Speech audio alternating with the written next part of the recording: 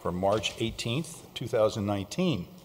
As is the custom of the City Council, I am pleased to start off our meeting, as we do every meeting, with our citizens' right to speak.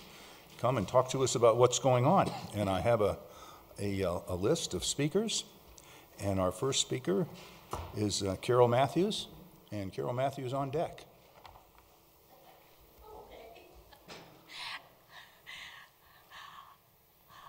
I'm Carol Matthews, 3851 Hoyt Street, and a member of the NRS Committee. The Neighborhood Revitalization Consultants, CZB, will give a report to us tonight on the results so far of the study. I have one comment on the scope of the NRS Committee. The 27 participating citizens of the NRS study were by no means non-biased nor non-political. If this study was conducted by 26 oblivious citizens, this study would have had no energy or significance. We are 27 diverse, deeply invested citizens of Wheat Ridge who are dedicated to bring all sides of every issue to the greatest number of Wheat Ridge citizens. We received 1,053 responses to the Citizen Online Survey. This is a record percentage of survey results.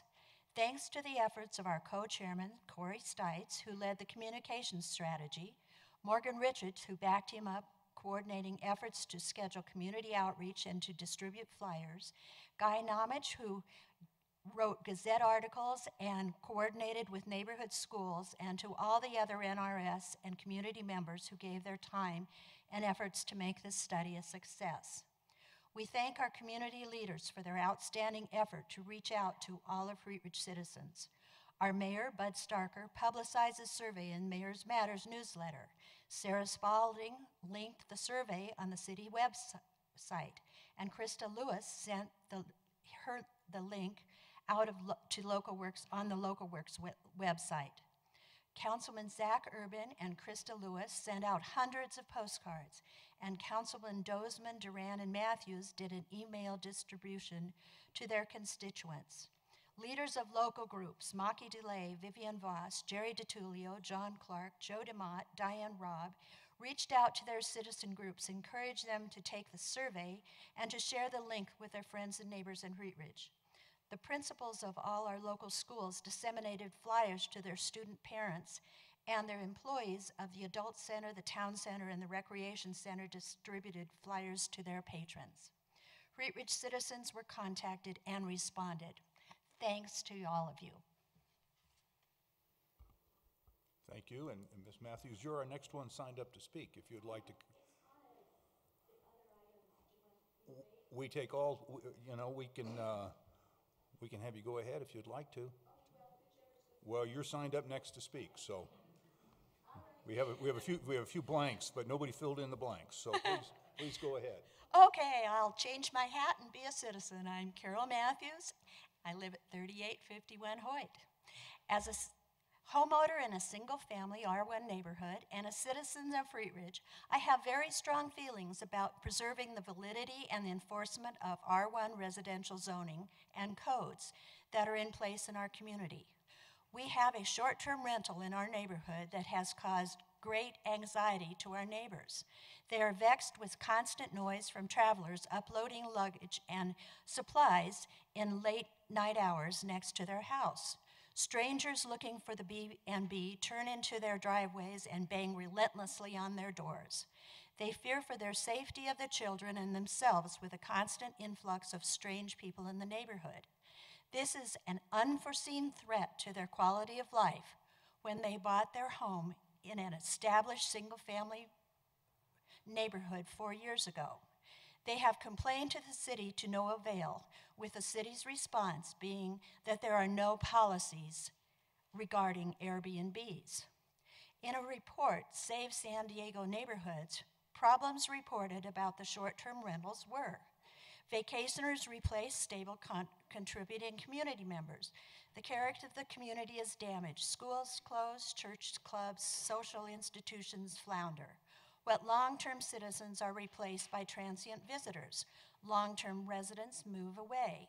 Business struggle with loss of residential customers, and employees can't afford affordable housing. The housing crisis gets worse. Prospective buyers face competition with house purchasing from investment companies who offer cash or better payment options. Large investment companies are offering short-term rental properties investment programs to investors like mutual funds, which give them financial resources to take over housing communities. I am hoping for the City Council to consider a compromise by banning short-term rentals in R1 neighborhoods and allowing the citizens in R2 and R3 neighborhoods to decide if short-term rentals or B&Bs are appropriate for their neighborhoods as an alternative to long-term rentals. Please save our Wheat Ridge neighborhoods for the neighbors. Thank you. Thank you. Our next speaker is Janelle Shaver and Kirk McCoy on deck. I won't get up, but I just wanted to add a couple of cents worth. I have run into several people who did not know about the survey, and I would encourage you to open it up again. I think that this is, politically speaking, I think that this is a group that would, it's important to them that every vote count and that as many people get to vote as possible. And I think this is a good opportunity for you to kind of follow that philosophy and extend it, reach out to more people. Because I know I've run across probably a dozen people that didn't even know it existed. And I know there was good publicity, but I think there could be, another outreach. So that's all I wanted to say. Thank you. Our next speaker is Kirk McCoy and Rachel Hulteen on deck. Good evening. My name is Kirk McCoy. I'm not a Wheat Ridge resident. I live at unincorporated Jefferson County, just up here off of Ward Road. But I am a Wheat Ridge High School graduate, and I'm an Airbnb host. So I own 4 properties here in Wheat Ridge. 3 of them are Airbnb, and 1 of them is long-term rental. I also own a couple other properties around the metro area, and I've had really no major issues in the time that I've been a host that's disrupted the neighbors. I've made sure to go around to my neighbors and tell them what we're doing and explain that if they ever have a problem, they can reach out to me directly, because as the owner of the property, I want to make sure that the property is kept in good hands as well. And I know that the Airbnb travelers are bringing a lot of revenue to the area. They're shopping in Wheat Ridge. They're constantly asking me for good restaurants to recommend here in the community. So I know that that is bringing some value to the community as well. And I hear for our residents that are afraid and may have some negative issues, but from my experience, it's always been minimal. And some of the things, a lot of the people that are here and may or may not speak, they're renting out space in their homes to help offset mortgage payments. And when you're down on your luck, it's a great opportunity to be able to make some income to help make sure that you can afford the things. Our community's gotten much more expensive, and that's one of the things that we need to make sure that there's avenues available to the citizens to be able to take advantage of to stay in their home. And like I said, it's really something that I've not had any major problems. There's been one party at one of my properties. I have 6 total properties, and it's never been, more than that one issue where I had complaints. And like I said, because I've reached out to the neighborhood and told them, I was notified of what was going on. We tried to get it rectified. Unfortunately, it was late at night by the time it, came about. But at the end of the day, everybody understood, and we made amends and continued moving forward. So I'd be ashamed to be able to lose out on the opportunity that Airbnb brings to the city. And also from a personal standpoint, I'm a family man. I've got 5 children. So when we travel, we have to stay in an Airbnb. Trying to take 5 kids into a hotel is almost impossible. So if I'm not coming to a community like Wheat Ridge and I'm taking my tax revenue to a city that is allowing Airbnbs, I would hate to see the community lose out on that. Thank you. Thank you. Our next speaker is Rachel Hulteen and Christopher Bird on deck. Good evening, Council and Mayor Starker. My name is Rachel Hulteen, and I am here to also speak about Airbnbs and short-term rentals. I personally am a huge fan of them. I went on my account today and counted. I've stayed at over 50 Airbnbs in 4 different countries, 7 states, and 13 cities. I've never had a bad experience as someone who uses Airbnb. I prefer them because when I stay at an Airbnb, I typically am off the beaten track. I am exposed to more local businesses. I don't spend my money at the Black Eyed Pea, but I go to local restaurants. But I also get great recommendations from my hosts. I get to meet great people. I get to know what it's like to live in that community and not just be ushered in and out of a corporate hotel. I realize there's something that falls between the gaps in our community right now, and I have personally reviewed a lot of the policies that surrounding communities have adopted, and I think Airbnbs are pretty straightforward to regulate in ways that are predictable for both the Airbnb hosts as well as the people who come and stay in the community. I think coming up with a win-win regulation that allows us to capture the economic benefits both in terms of tax revenue as well as local spending, but also the benefits for people who are able to use Airbnb to provide housing flexibility. I think they're great. There's 2 of them on my block, and I will tell you they are 2 of the nicest houses because their houses have to look good all the time because they are constantly trying to impress. And we've never had any issues. Usually they're people who live in their homes and are allowing other people to stay there for short term. I also want to mention we recently hosted a deep dive club, and we had a community dialogue about why Airbnbs might be good for our city. So I'd just like to share with you what the table of about 13 people came up with. The reasons why they thought they would be good include passive revenue, bring money to the local economy, more money for the city's general fund, convenience, it's already happening, we can't stop them, provide alternatives to the lack of good hotels, it builds community, it exposes more people to our city, it's a sustainable practice, secondary businesses such as cleaning services also prosper, and flexible income to allow people to stay in their homes. I encourage you guys to take a look at regulations and move forward so that we can continue allowing these to be a good part of our city. Thank you. Thank you. Our next speaker is Christopher Bird.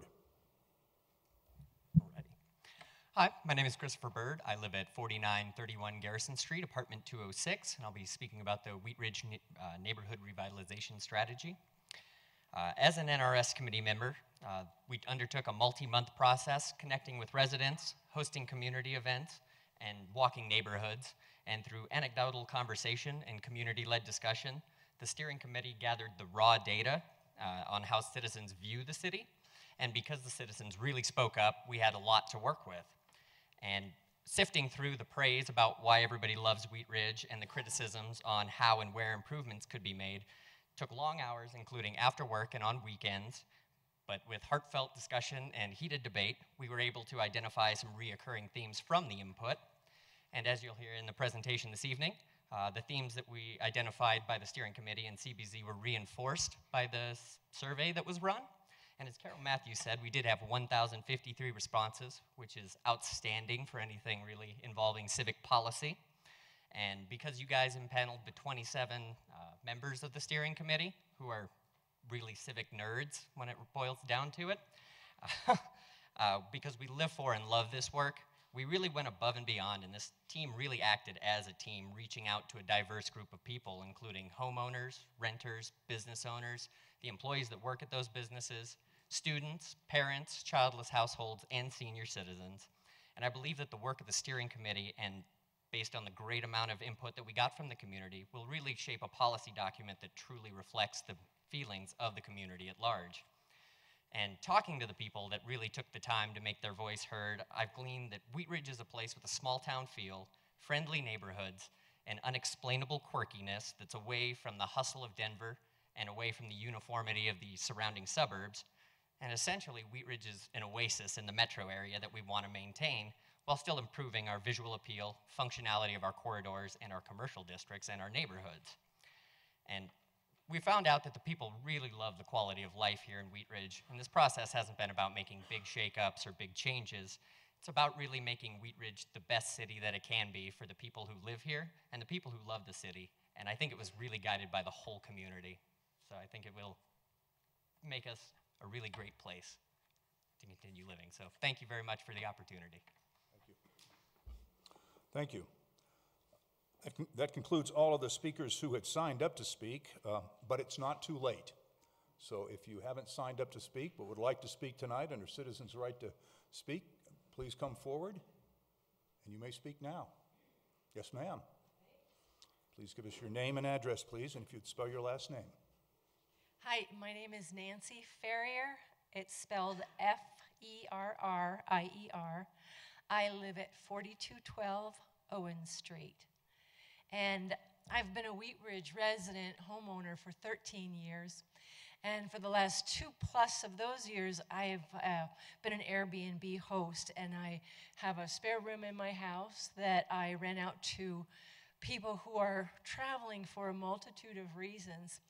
And I invite you to think about how you think of yourself when you travel, when you go out of town for a conference, when you go visit a family member for the birth or a death of a family member or friend.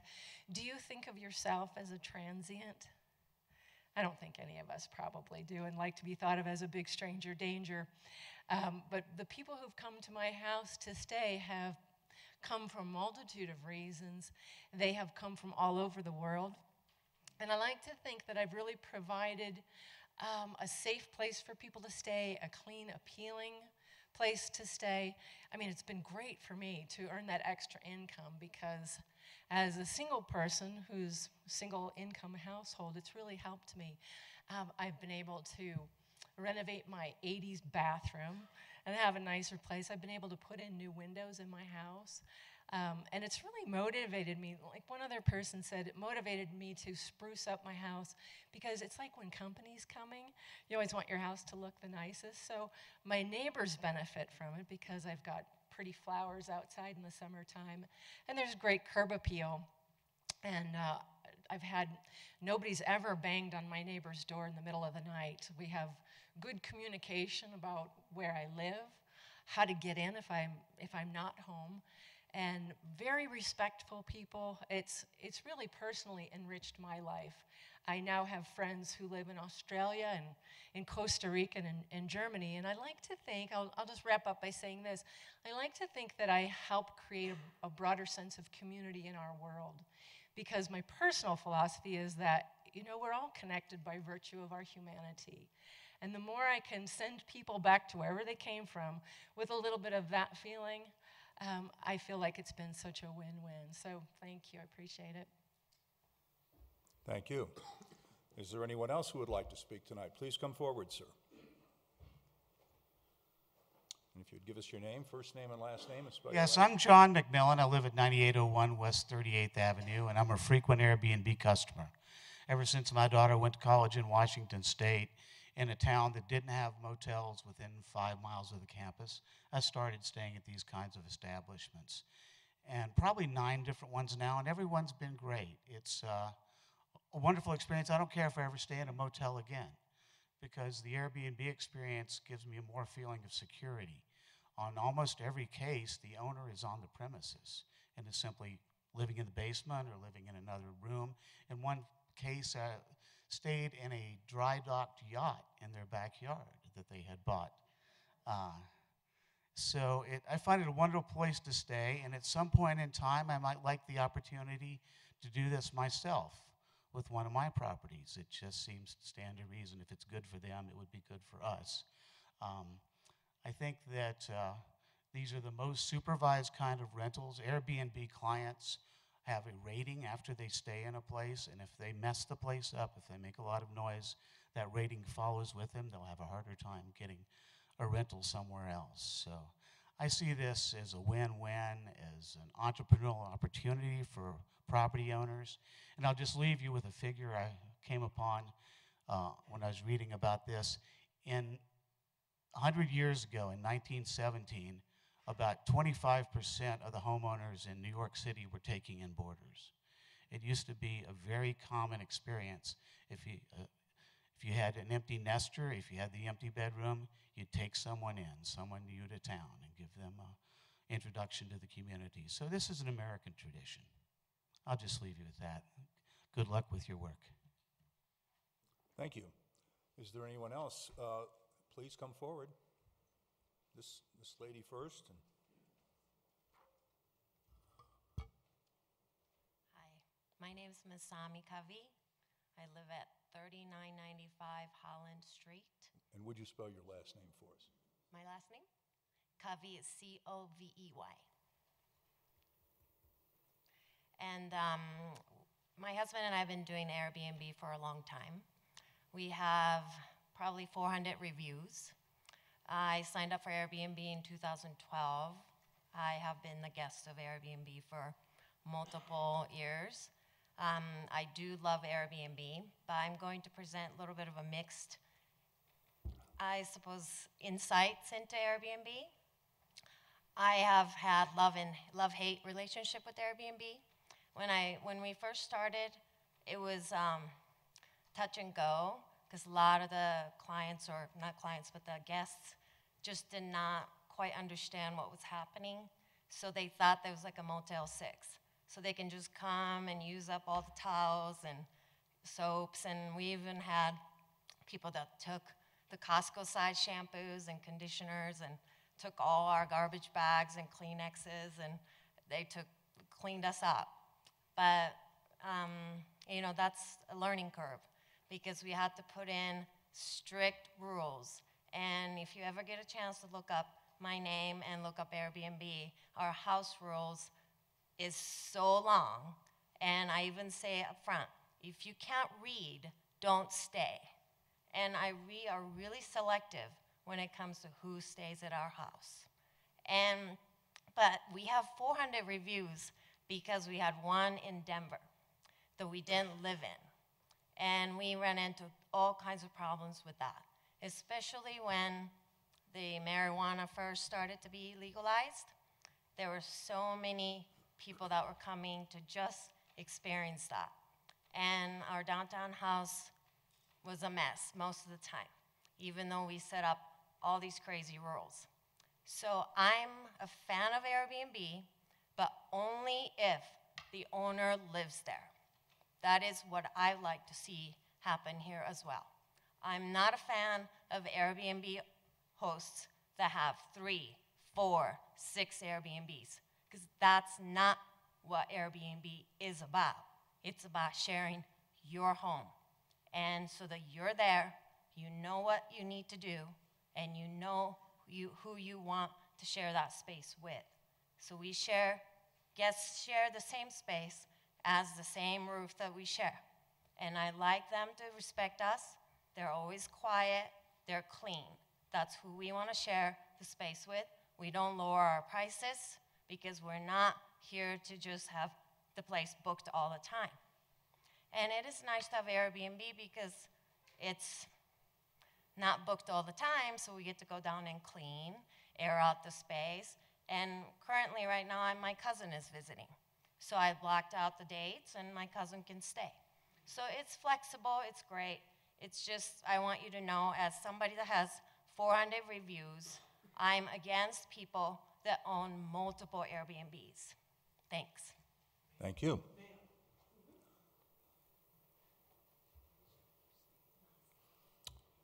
Okay, while our clerk is doing that, do we have another speaker who would like to speak? Yes, ma'am, please come forward and give us your first name and your last name, and spell your last name and your address, please. Janice Stravey, Strayve, 4647 Flower Street. I am an Airbnb host. I've been hosting for 2 years, and I started hosting for Airbnb. I moved to Colorado, working for a nonprofit, not getting paid very well.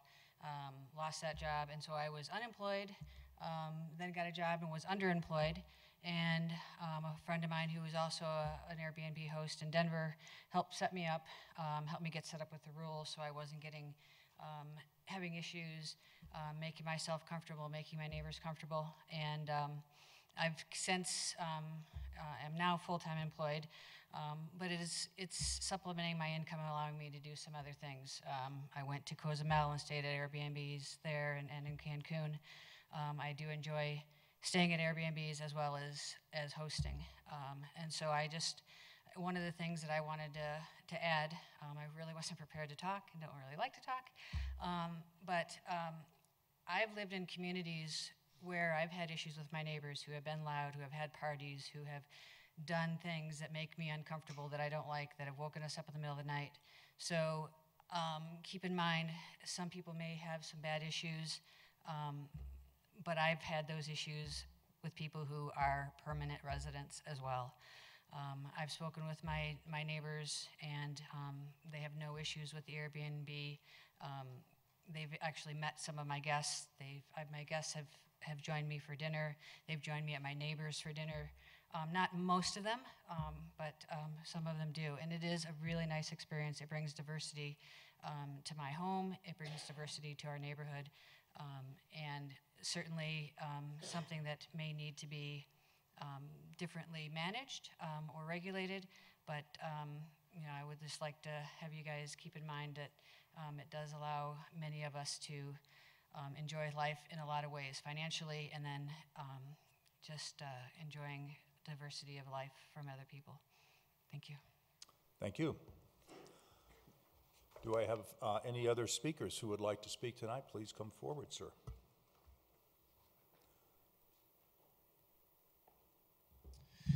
My name's Tom Robinson, Robinson.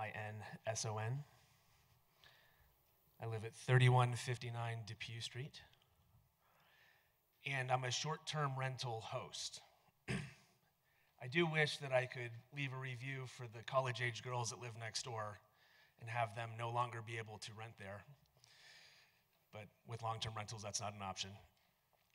I agree with every positive thing that's been said about short-term rentals. One thing that I want to distinguish is that Airbnb is one of the short-term rental platforms, and it was created with a particular target market, and it's evolved. And there are other short-term rental platforms that attract different kinds of people. But fundamentally, the thing that I want to highlight is that if Wheat Ridge has a short-term rental policy, then we can collect revenue on short-term rentals. If we don't, then we cannot collect revenue. So I manage property in Denver. Denver makes a lot of money on the properties that I manage. I don't manage any properties in Wheat Ridge. I'd love to, but currently we don't allow that, and I think we should.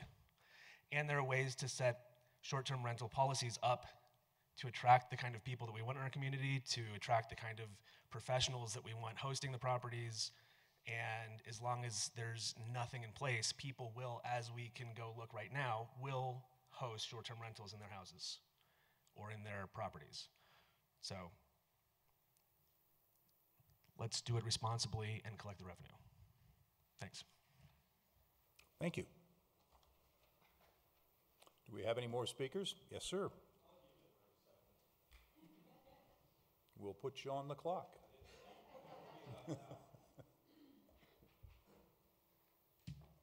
I think y'all know me as John Clark, No E, 4665 Swadley.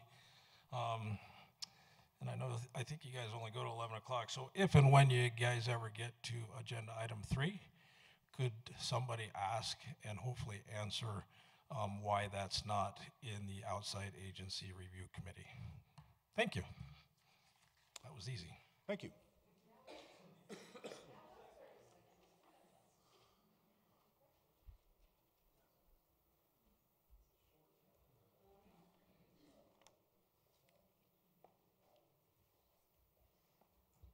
Hi, my name's Chris Chidley. I live at 4020 Everett Street.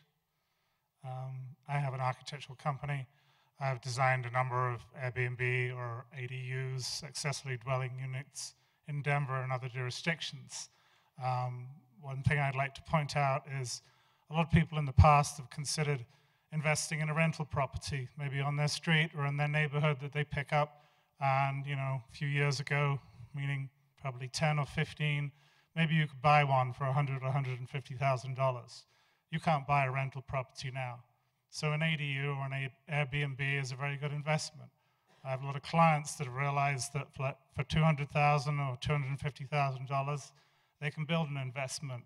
Their family can stay in it. They can rent it out. They cannot rent it out. But my point being is consider ADUs or Airbnbs as an ability in Wheat Ridge that somebody can actually put a little bit of investment into their property. However, this does come along with other things. Denver with the streets has become very congested. We tried to provide a garage parking space.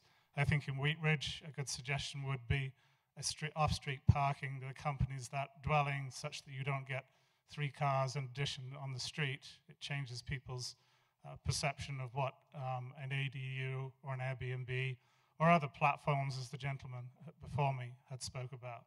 And that's all. Thank you. Thank you. Once again, if you hadn't signed up, and if you haven't spoken yet but would like to speak at this meeting, I'm happy to entertain you and have you come up forward and speak now. Okay, we will close our public comment. Thank you all very much for coming and speaking. This is obviously one of the best entertainments on Monday night. So, continuing on with item number 1, we have the NRS update. Mr. Goff, what's our report look like? It's a very good report. We have a lot of people here to help us discuss it this evening. Staff, Ken Johnstone and Lauren Mikulak, and is Scott's not here? Or it's just the two of you? Yep. And then our consultants, of course, with CZB. With us is Charles Buki, Thomas Eddington, and Eric Amay. And they're all with us right here. And tonight's presentation is kind of just more of an update on where the process has been. Some of the key themes and findings that have come out of the process thus far. As you know, we've scheduled April 6th for a city council retreat to dig deeper into the NRS report, and our consultants will be at that retreat. So we're hoping to leave more of the deep dive discussions for the April 6th meeting. But tonight, please ask any questions that you may have. And we would actually like to use today as a preface for our April 6th retreat, also to have you think of any questions that you would like to be answered at the retreat, or any areas that you would like deeper dives in. And we'll be requesting that information from you after tonight's meeting so that our consultants can prepare to facilitate that meeting on April 6th as efficiently as possible. So with that, I'm going to turn it over to Eric, and I think Eric's going to turn it over to some of our steering committee meeting members. I'm going to get behind you. That's okay, actually. Yep. Okay.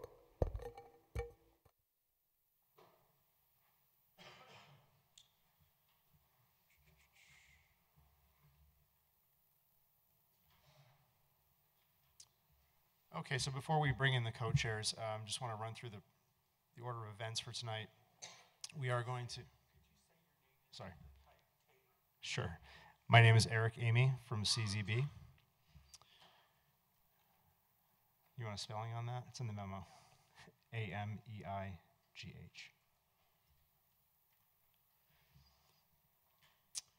So we'll be, as Patrick noted, we'll be running through sort of a lot of the logistics on process. I think the last time we were here was early November, so a lot of things have happened since early November. I want to bring you up to speed on those, fill you in on those. Talk about the emerging direction of the NRS. You know, we're not going to be done with this until May, June timeline. We'll have a draft in May, so we're not to final answers yet, but we do have sort of emerging ideas, and then we'll do feedback and questions insofar as you have them.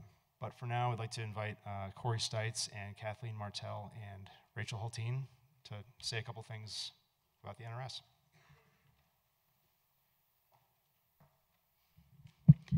Good evening, and thank you. The three of us are the co-chairs of what started out as a 27-person steering committee.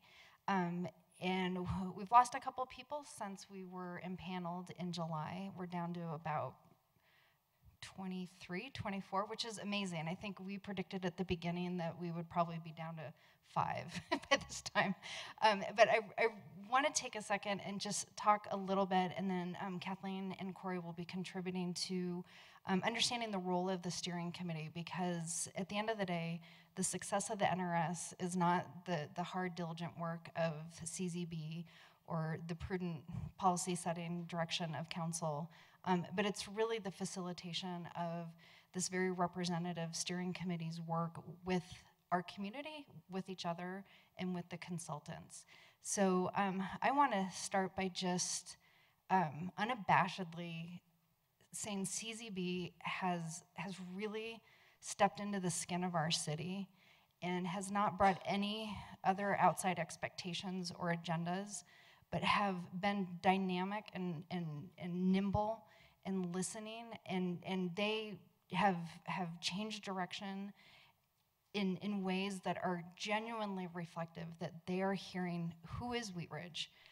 One of my favorite memories of one of our early steering committee meetings, and I can't see Eric, which is probably good,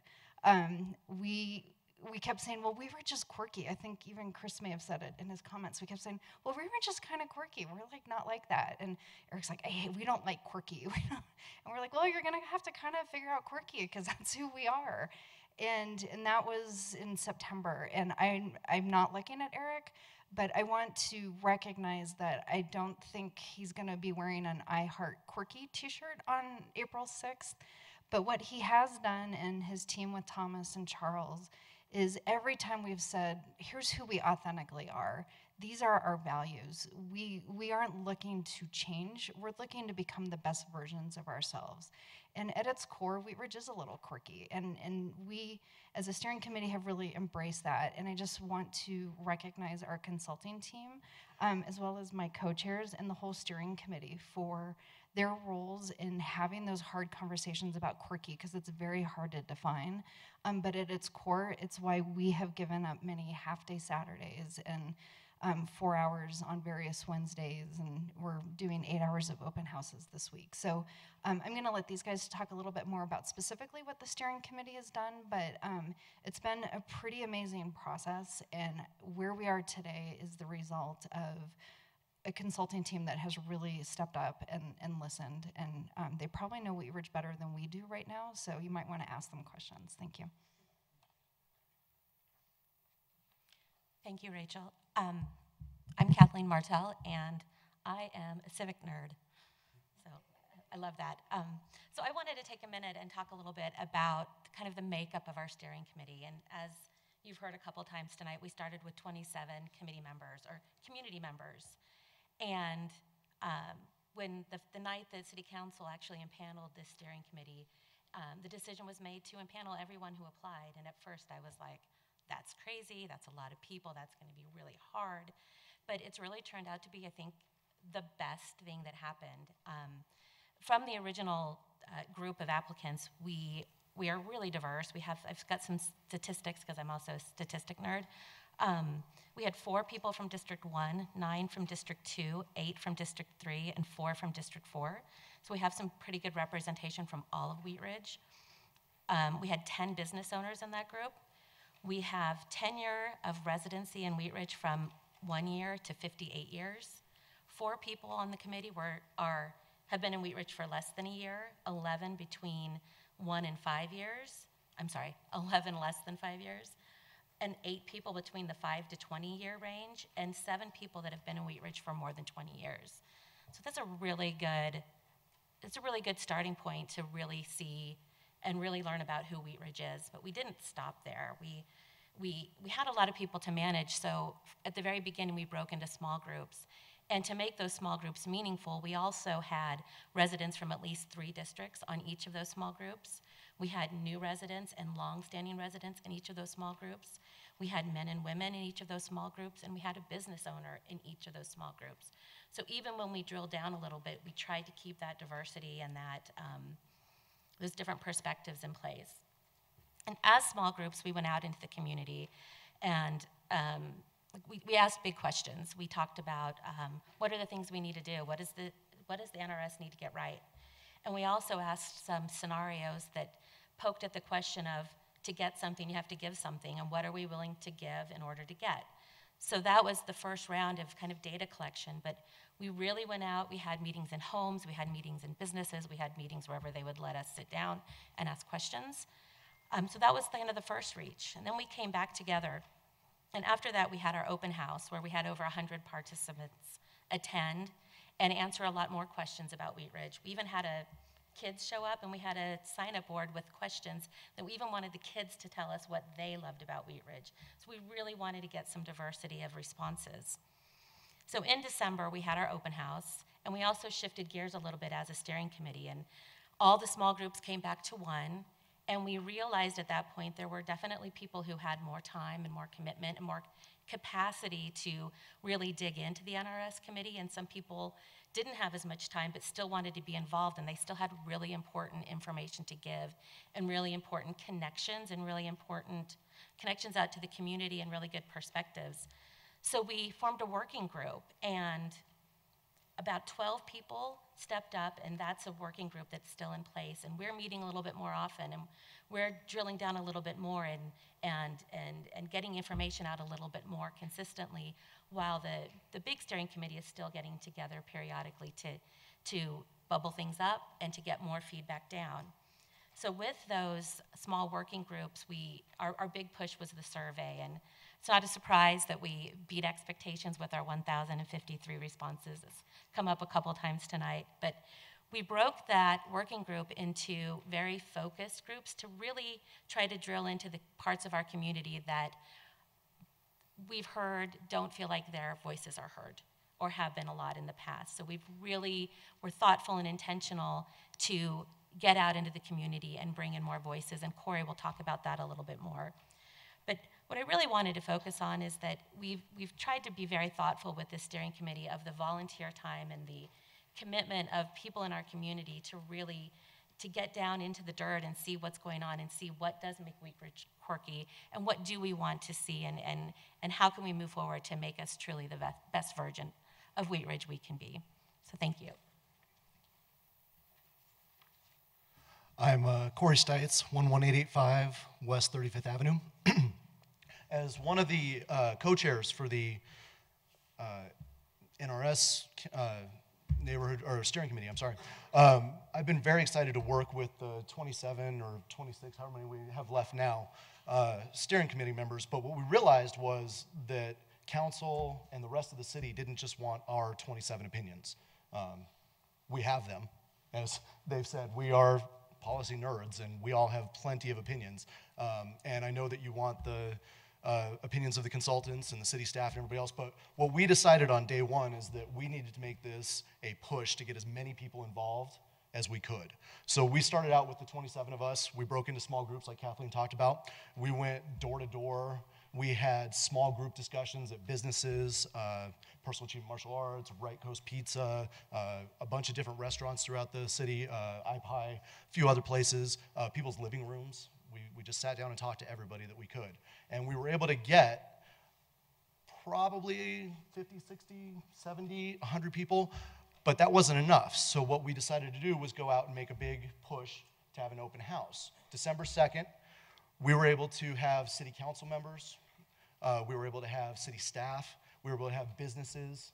We were able to have residents, principals, others that have been mentioned, specific people in the city. We're able to push and get 120 people to the rec center on December 2nd for that open house. That's one of the biggest open houses in the history of Wheat Ridge. That was one of the biggest undertakings that we've had in the city as far as getting people to an event. So that's huge. That's something we've been able to build off of. When we had our first meeting back in September, October, as we were building to this, when we were talking to the consultants, one of the things that they've found in other cities is that they thought for the survey that we were going to put out, they thought that 100 or 500 people would be a pretty good approximation for a city as large as Wheat Ridge. And I think as a collective group, the 25, 26 of us in the room said, that's not enough. So we did as much as we could, social media, postcards, door to door. We grabbed people off the streets. We had booths at the Senior Resource Center and other places, and we got 1,053. We doubled what the goal was for our initial goal. So we are trying to get out as many people as we can to get your opinions on how we want to get the city to look for the next 20 years. We have 4 open houses over the next couple of days, starting tomorrow, 9 to 11 at the Active Adult Center, 9 a.m. to 11 a.m. So if you can make it to that, we want your opinion. We want to give you some of the results of the survey. Tomorrow from 4 to 6, we have an open house scheduled at Wheat Ridge High School.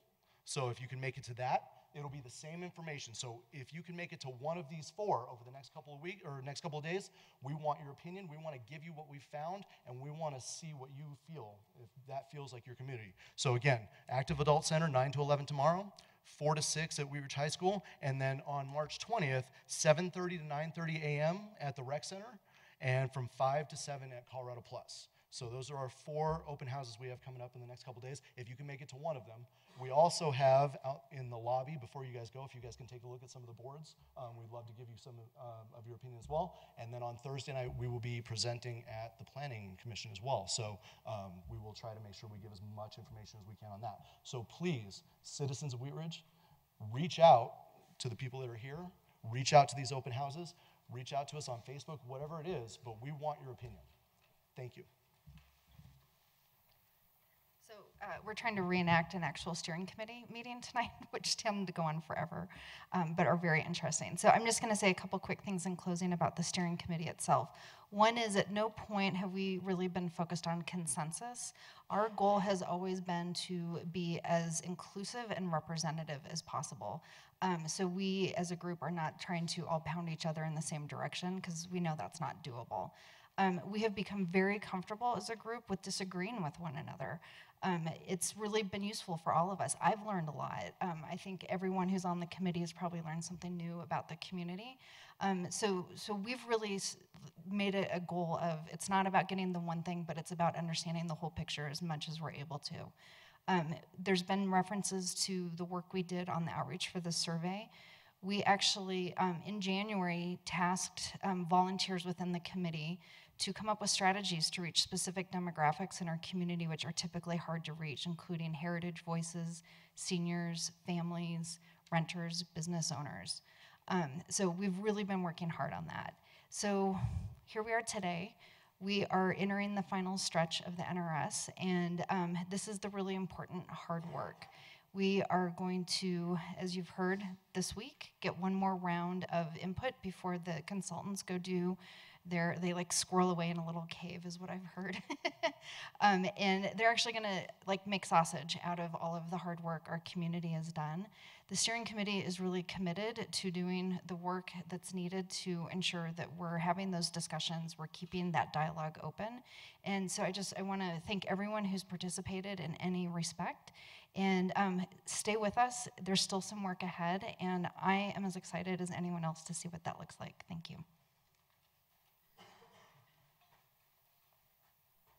Thanks, guys. Well, that's going to shorten my presentation by quite a bit. Mayor's happy. We're happy. Okay. This is the part on process. We'll blow through this pretty quick. Co-chairs did a pretty good job, I think, of describing a lot of the things that have happened. We kicked off in July and August, got started, spent a lot of time in rooms like this, writing on the wall like that.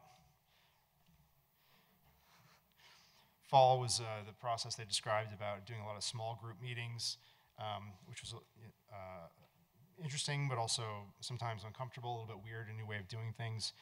As Corey talked about, having a lot of these little smaller, more intimate conversations around, just sort of key issues and these weird scenarios we asked people to consider.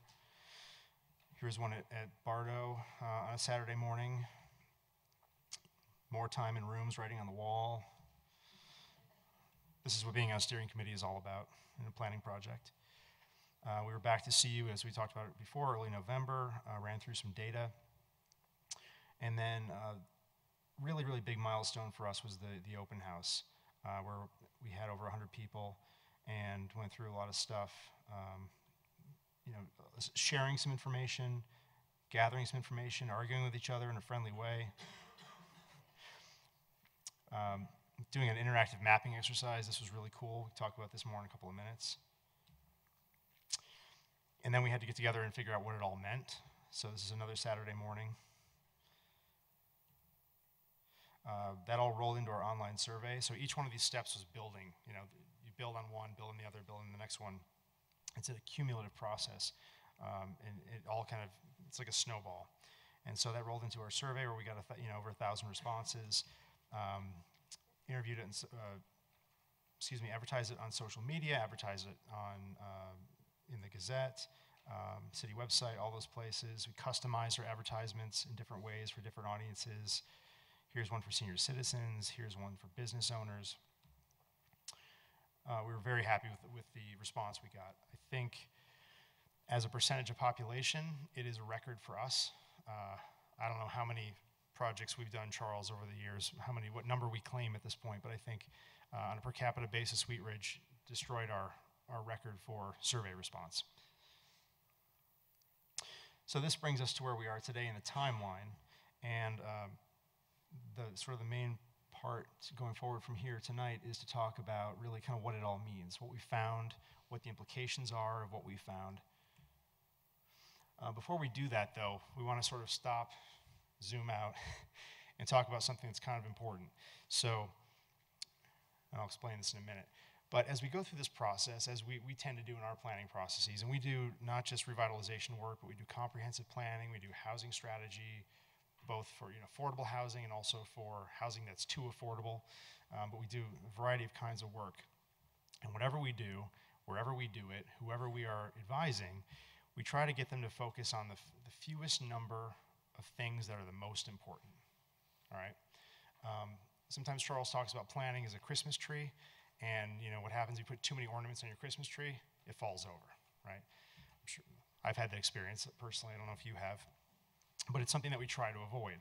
It's overwhelming for a community development director, it's overwhelming for a council, for the staff who have to implement it, and it can be overwhelming and exhausting for the community that's part of these efforts as well, right? So we try to, at the beginning, we try to widen the funnel, and then we try to narrow it. What's the fewest number of moving parts that are the most important moving parts that we can put into this project before it is done? So this guy's name is Pareto. Pareto was a Italian engineer and mathematician born in the 19th century and came up with a number of concepts, but the one that we like the best and we always invoke is the 80-20 rule, okay? And the question that we always ask ourselves, that Charles always asks, is what's the 80-20, right?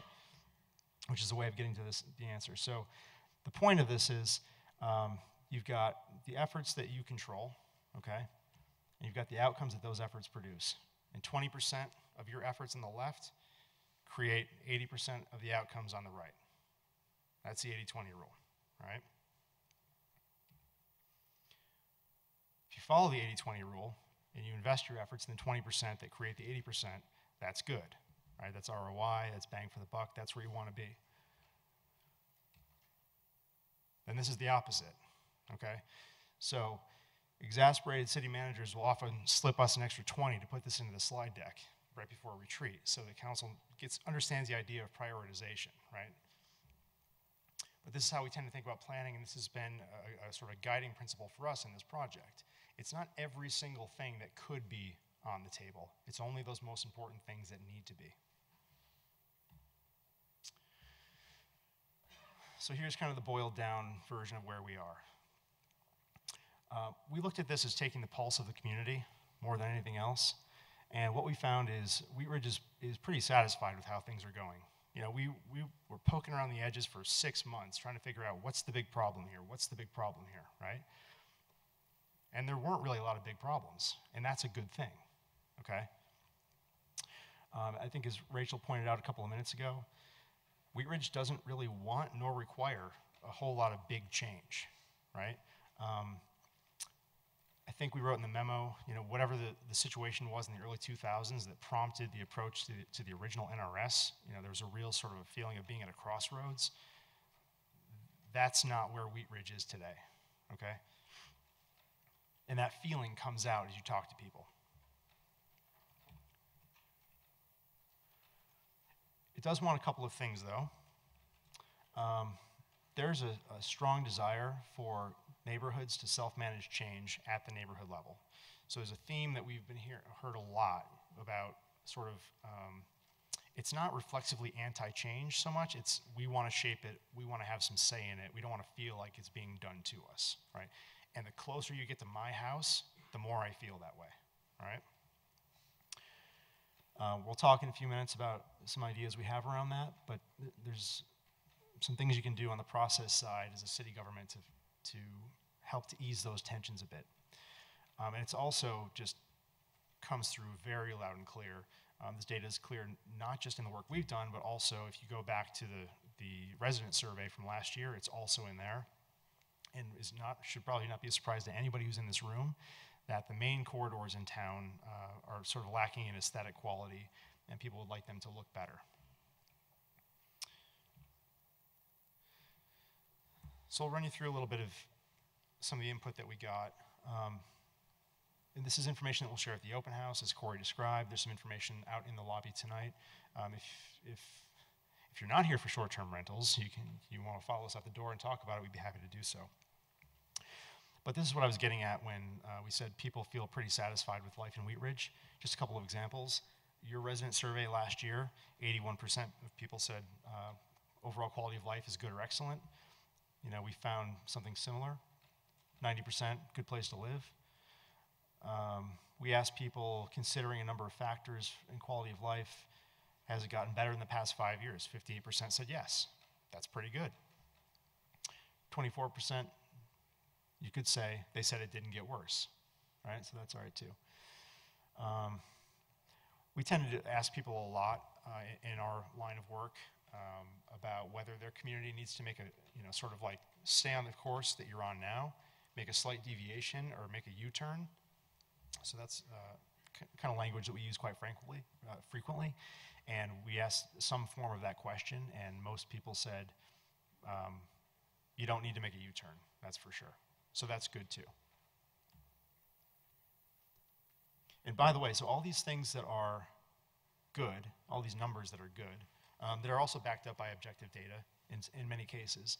It's not just, it's partially the strengthening market, it's partially you're sitting next to Denver, and that's a good thing, but it's also a credit to the city and to the council that's made some good decisions in the past as well.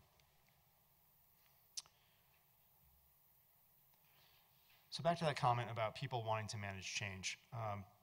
We'll just spend a couple of minutes talking about each one of those big things, managing neighborhood change and improvements in the corridors, and then we'll talk about some more minor issues, but some things that are driving that. You know, when you've got a strengthening real estate market, as Wheat Ridge does, and values are rising as they are, it just starts to make sense to make changes to properties, right? It makes sense to pop the top. It makes sense to add the second bathroom. It makes sense to try to figure out maybe how to put an ADU in there to maximize the value of your property, whatever it is. But after a period of a certain period of time when things didn't change a lot, it now seems to make more sense to do that. The numbers just work better. It's not going to be the case in every property, but it is the case in an increasing number of properties. And this is what some people are, after a long period of no change, maybe on their street, on their block, in their neighborhood, they're starting to see some things in that realm. And it can be jarring. And so this is kind of the key question, is not how do we freeze everything in amber if we're uncomfortable with change, but rather how do we effectively manage change. And we think that, again, back to my original caveat, we're not done yet with this project. We don't have all the answers. Everything's not fully baked. These are emerging ideas. But this is actually one that we think could have some good applicability in Wheat Ridge, which is to do some more neighborhood level planning and engagement, which is, it's not rare that a city the size of Wheat Ridge doesn't do that robustly. It's a kind of a small place to do that. However, given circumstances, we think it is a good thing to look at. There are a lot of good models. We know of them, we've built them, we've run them as individuals in different places. But the idea would be to sort of push communications, engagement, planning work down to something below the citywide level, closer to where people are, give them a stronger sense that they've got a stake in it, that they've got a say in what's happening in their neighborhood.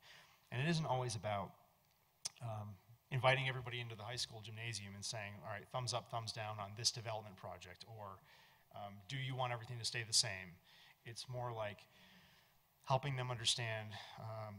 Carol's fond of carrying around the zoning map and saying, well, look, people don't know what zoning district they live in. They don't know what the possibilities are on the left side of their house and the right side of their house. There are entitlements in that land, right, as one example. So some of it's educational, to help people understand that what's possible. Some of it is to help people understand how they can get themselves involved in public decision making, which is our, not just our right, but also our responsibility as citizens, right? There are, on the far left and second from the right, there are sort of some more positive things that we're seeing as well, that there's a real sense of a desire on the part of people in Wheat Ridge to get involved in their neighborhoods and with their neighbors because they want to be social, because they want to build connection, because they want to have a sense of, I'm from a place within Wheat Ridge, right, that means something. And that's important as well.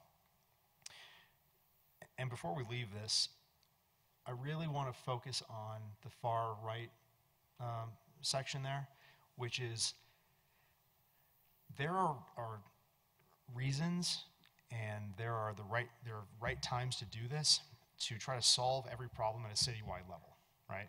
So if you're one street off the Denver line, or you're sitting out by somewhere on Tabor, like, you get the same solution, right? And there might be times when that's right, but there are a lot of times when that's not actually right. That there's got to be some different strokes for different folks, that different kinds of neighborhoods need different kinds of solutions, that there may be a one fix over here that's not the fix over there, right? And so a neighborhood scale planning system would allow you to do that better, give you more flexibility in that regard. It's also the case that there might be issues where it could be the same fix, but it's not the way of getting to the same fix over there and over there. It needs to be customized by neighborhood. So it could be that a lot of times in planning work, and certainly here in Wheat Ridge, we can walk into a situation and say, we know what the answer is, right? We've been doing this a long time. We've sort of seen it all. We know what the answer is, right? And your city staff can often do that as well, because they've been around a long time and they've seen it all. But that's not the point. The point is, if you don't allow people through a process of exploration and discussion to sort of get to the conclusion on their own, it's never going to fly. And again, we think that a neighborhood scale planning system could help you do that. Here's just some of the survey responses that back up what we're saying. 59% said that the small town life in Wheat Ridge is something that's important to them. That's particularly true because you've got really big neighbors to the north, to the south, to the east, and there's a sense in Wheat Ridge that our smallness is important to us, right? And smallness also equates to we know people, right? Again, back to the uniquely tailored initiatives, 3 and 4 think that's a good idea. A lot of people, again, 79%, think there's a need to engage or re-engage on issues that directly affect them. That's again, if it's next to my house, you better ask me kind of thing. And again, the positive side, 62% said if their neighborhood doesn't have some kind of neighborhood organization, they'd like to participate in one.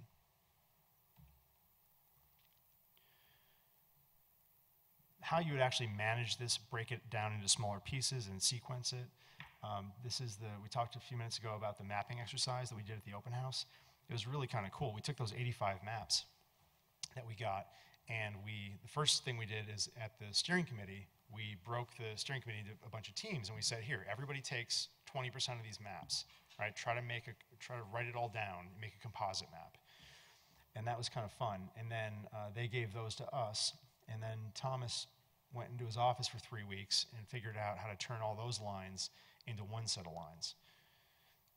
And this is only one option. It could turn out to be something different, but for instance, what if the city were to be broken into those kinds of pieces, and those were neighborhood planning districts, for lack of a better description?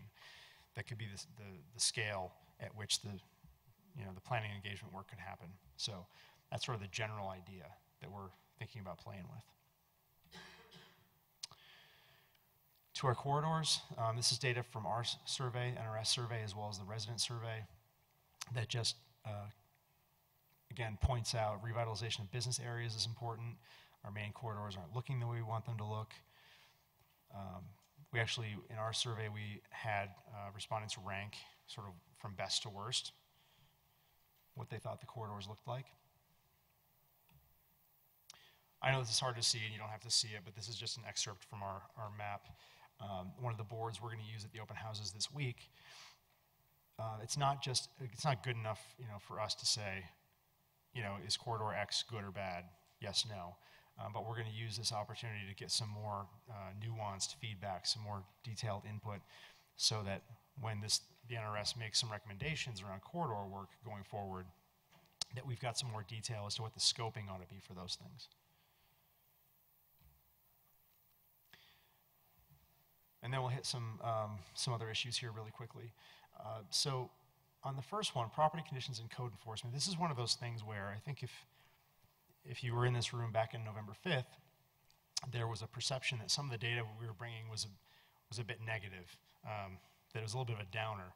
And we are sort of hardwired to try to poke around and find the problems, as I said.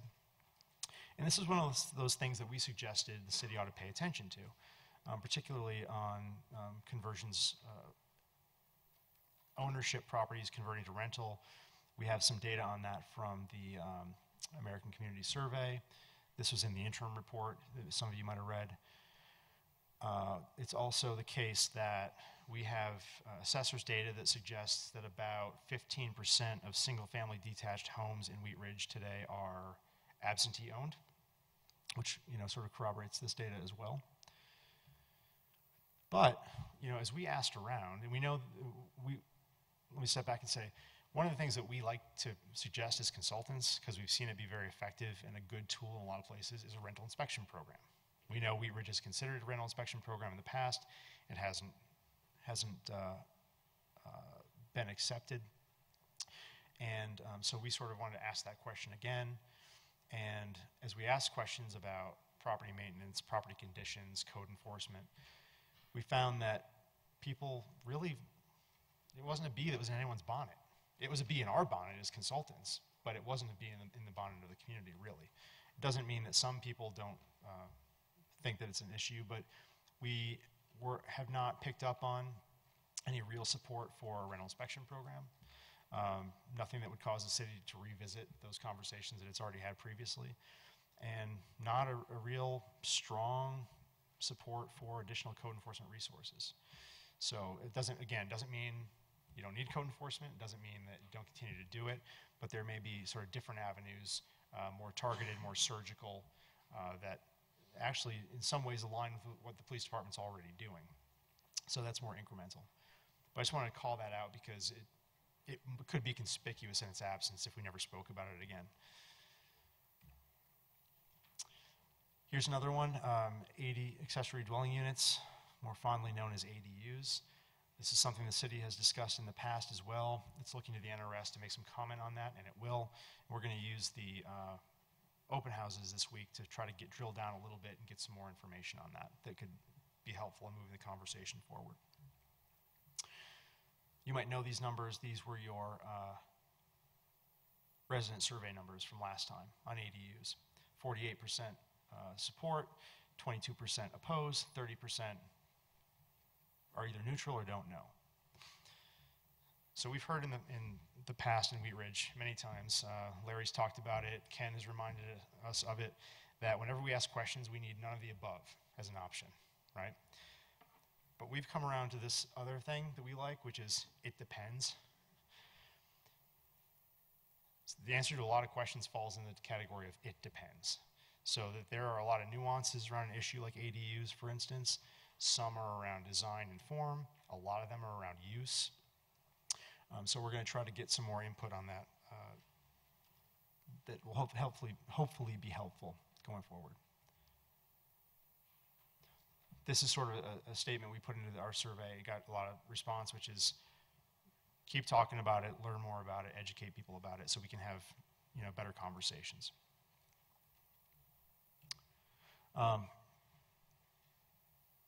It might be worth pointing out now, because we promised some people that we would say this, is that as professional planners and housing analysts, back to the 80-20 conversation, we don't see a lot of juice for the squeeze on ADUs necessarily.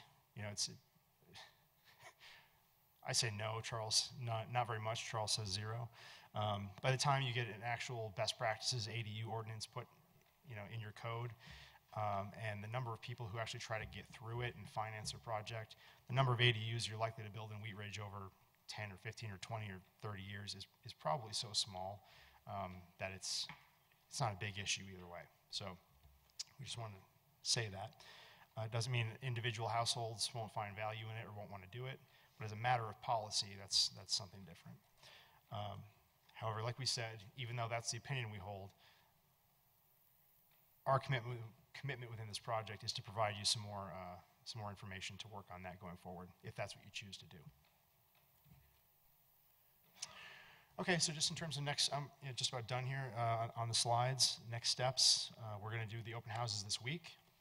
We're going to go talk to the Planning Commission on Thursday night, give them a similar briefing to the one you're getting here, and then we'll take the additional feedback and input we get this week, and we'll go in and start writing and be back with a draft NRS document somewhere around very late April or very early May, and expect to be back to talk to you about that again. And then, of course, in the interim, be at the retreat as well. Talk more about this in detail. So that's all we have in terms of information to give in this format. If you have questions or feedback, we're happy to discuss it now. And I'll stay here, and Charles and Thomas can do color commentary from over there. Thank you. Thank you. Nice presentation and a brief. You're right. So we'll open it up for questions from council. Don't all talk at once. Mr. Matthews. Of course, I'm always ready to talk. I'd like to thank, first of all the people that participated, surveyists, surveyors, all the people that have dedicated their time to this, because I think it's extremely important, and I really appreciate it. I have a couple of questions, and maybe some of them don't have to necessarily be answered tonight since we are going to have a retreat, but I'd like to get them on the table. One of my questions is, have you folks compiled a bit of a metric to see how well we accomplished our 2005 goals? You know, to see what we came out of from that NRS, and have we actually did what we said we wanted to do, and where we maybe were successful and maybe where we went astray? If not, I'd like to get your professional opinions on how that turned out. I'll do this one at a time so you don't have to remember all the questions. Okay, all right. We have done that at a high level, Larry. A lot of the things have been attempted. The comp plan mirrored a lot of those things, and then there were some good implementation that came out of the comp plan as well. Some of the things sort of went by the wayside, and some things are, like the reason you check in on planning processes and you redo them every 10 to 15 years is because conditions change as well. And so the conditions that prompted a recommendation 15, 17 years ago might not be applicable today. So I don't have the blow-by-blow for you here right now today, but we've got a few things that are listed on the materials in the lobby. It's not an exhaustive list, but it's a high-level list, and we could discuss that at greater length at a future date. Yeah, and I'd like you to take a look at that, because I'm concerned that we may be, well, gee, should I say this in a marijuana city, are smoking our own dope a little bit, and think we've done well or think we've done poorly somewhere.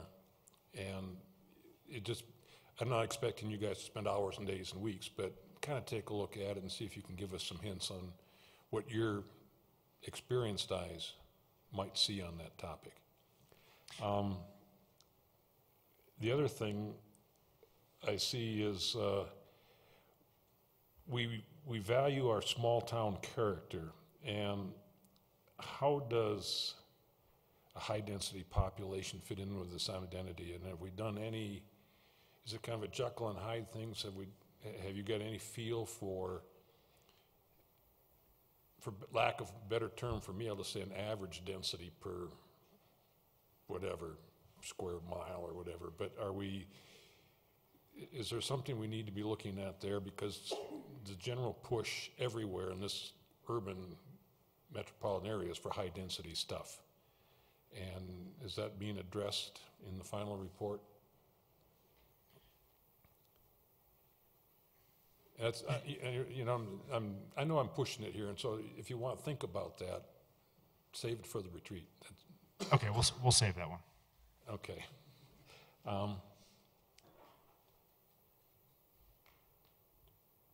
Actually, give me, I've got to go through this stuff here, and some of it you answered, that's why I've got to go through here. Tell you what, let someone ask some questions, and I'll get 3 or 4 more of these found, and then Very good. go back to it. Other questions for Mr. Urban? Thank you, Mr. Mayor. I really appreciate all the effort that has gone into this, and I'm very appreciative of the response that our citizens have provided into this process. As you speak to the neighborhood planning process and your desire to sort of elicit or recruit more participation at the hyper-local level, I was just noticing the other day that they're now talking about putting emergency alerts on Netflix because people aren't tuned into what's going on. And so in that same vein, if we can't get people to be alert to a state of emergency, how are we going to get them to participate in a meaningful way in these types of processes that are going to obviously take more attention and time by the residents when we just had a recent city council appointment of one applicant from that district who desired to serve. So I just see, as much as I've seen the participation in this process, it goes back to the 80-20 rule. 20% of the people were very involved in this process. The other 80% are out living their lives, the whole live, work, and play thing.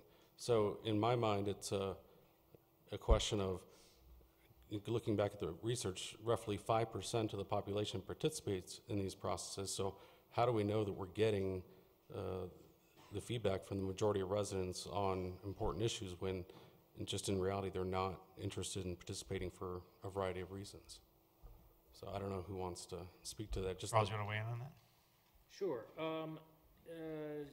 Actually, it gives me a chance to respond to that, but maybe tie it into a little bit of what Larry had teed up a moment ago. See if I can connect them.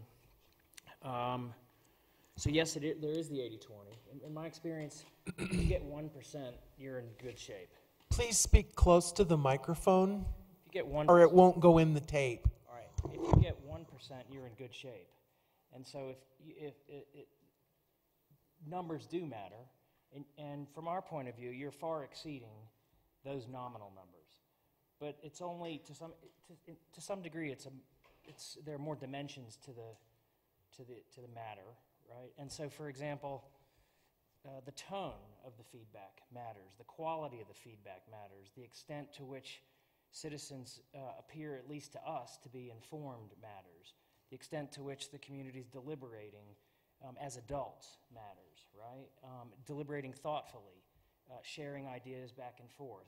And I think as Rachel had pointed out in her remarks earlier, the sophistication to move beyond a fairly sophomoric consensus-driven approach to something that's more evolved and more dialogue-driven and inclusive, right? So tone, content, characterization all matter. As one of the planning partners who was here in 2005 and 2006, I also, and to tie it a little bit to what Councilman Matthews had raised, and that's that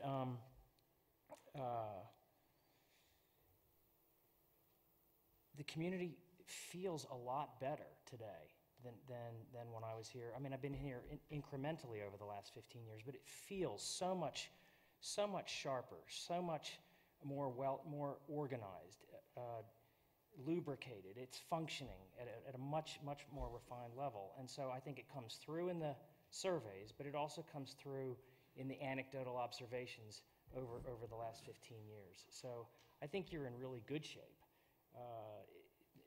not just numerically, but in the quality of the feedback we're getting. Thank you. Ms. Davis. I want to thank all those folks that worked on the project, because I know you guys have been working a lot, so thank you. And all those that did the survey as well.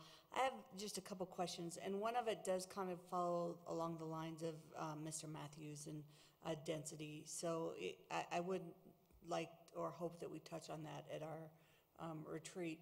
I think the other thing that I think would be interesting to touch on is something that when we were in I always remember this because it sits closely with both of our topics today, is from a conference I attended in San Francisco, I think it was a year ago, where it was kind of the whole NIMBY, not in my backyard type of viewpoint. And I think that you saw a lot of that, and I think when you were talking about some of the neighborhood strategies, that in some cases, that might be okay in a different neighborhood, but not my neighborhood. But from a policy perspective, sometimes, as you were also saying, that's easier to do, and sometimes it's not as easy to do. And I think we even see it in some of, and I'll put these two together, in some of our more high-density projects recently, is that it was okay over here, but in a very similar neighborhood around a school, it was tough as a council because I think that similar projects had different outcomes, and I think that from a policy standpoint, it's hard. So I guess my other, and I can put notes down, would be, how, I don't know if you guys have the answer to that, but I think you see a lot of that it's okay if they want to do it down there, but not here, but it's a very similar demographic.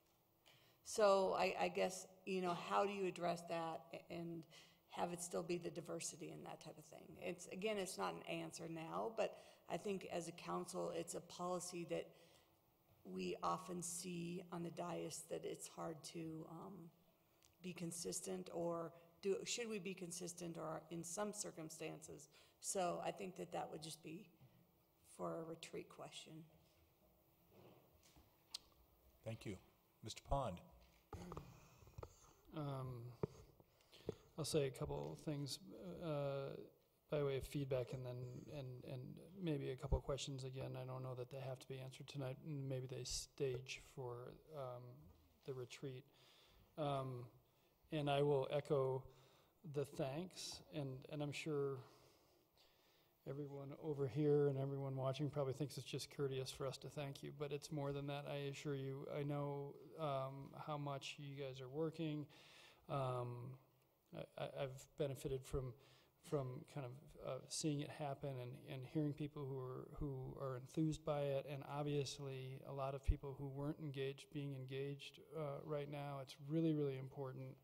I know that, and I truly thank you for doing the work. Also to CCB for engaging, and I think it was really important to hear and listening and not only attempting to lead us through, but following some of the things that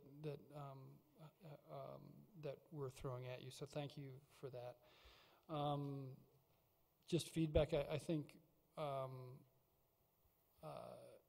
like the poignancy of it and getting down to a very short list of things.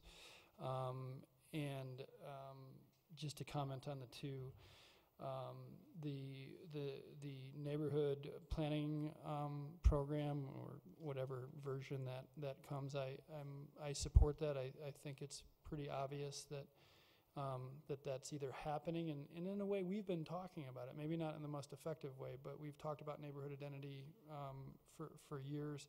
I think this brings it to into a new light and gives it some possible direction that's obviously very needed. I think it's a lot of questions about how you execute this, and so I hope we can talk about that, because from a policy standpoint, I think it's much more difficult, and I'm not trying to be negative. I think there's a lot for us to talk about, but and try to get right as much as we can. But we have been listening. I have been listening. I know that process and our processes are important to people, and that we need to talk about them in a transparent way, change them in a transparent and collective way, and try to make them better. So I'm ready for that discussion. Corridor improvement or corridors and nodes, I think is great.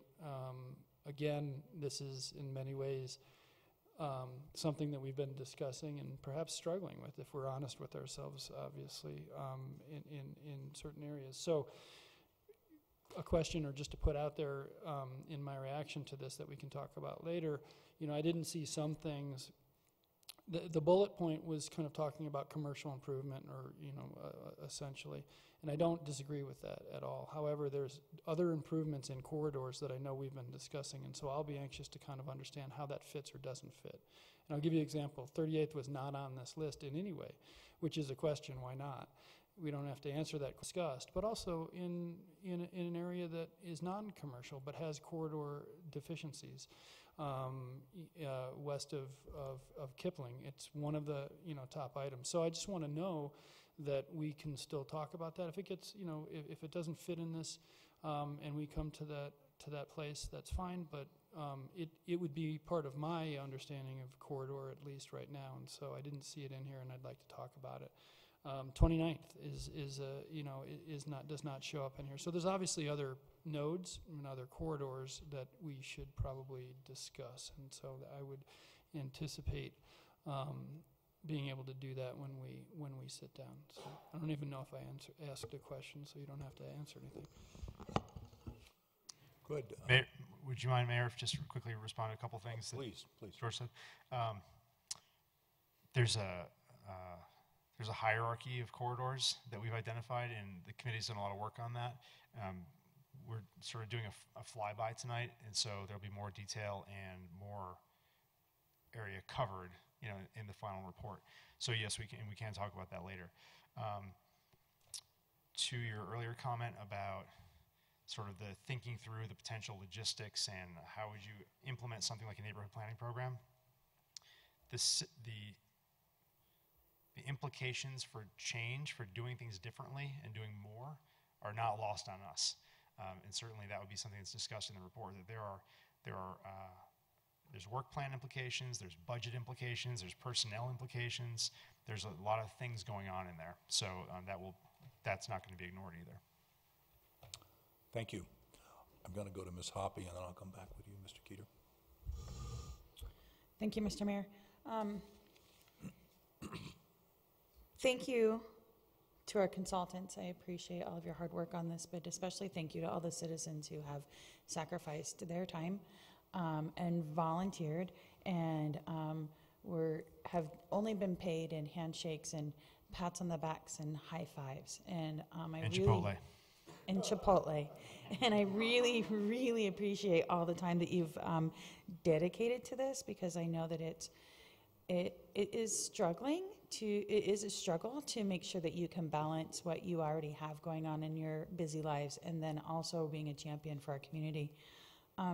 With that said, I would hope that the co-chairs would join us on April 6th for the retreat. So maybe you guys can consider that. It would be nice to have your resources there. As far as the information that's been presented, we do have a memo in our packet, and if you have not seen the memo, it's 6-page, and so if you get the opportunity to go online and read that, please do. It has a lot of information in it, and it starts with input received, and then it kind of goes into like preliminary direction. So input received, and it says corridors and nodes, and it says preliminary directions, corridors and nodes. So what I would really like to see in our retreat is, where do these preliminary directions fall in line with the strategic plan that we already have in place and with our current goals that we're working towards? And do some of these help us achieve our goals more quickly? Do some of these maybe completely kind of wipe out our goals? And I'm not trying to take our planning session on the 6th into strategic planning. That's something for our city that I think happens again in 2 years maybe. But what I would like is, I want to make sure they align. I want to make sure that, with our strategic plan, we're already have our staff walking down those roads. And so I want to make sure that they align with the work that that's been done. And If they don't align, then we should maybe start looking at what goes on a back burner and what comes to the front burner. Do you have anything in there? Okay. All right, Mr. Keeter. Thank you. I'd like to, again, echo what everybody said in terms of gratitude for the everybody's work on this.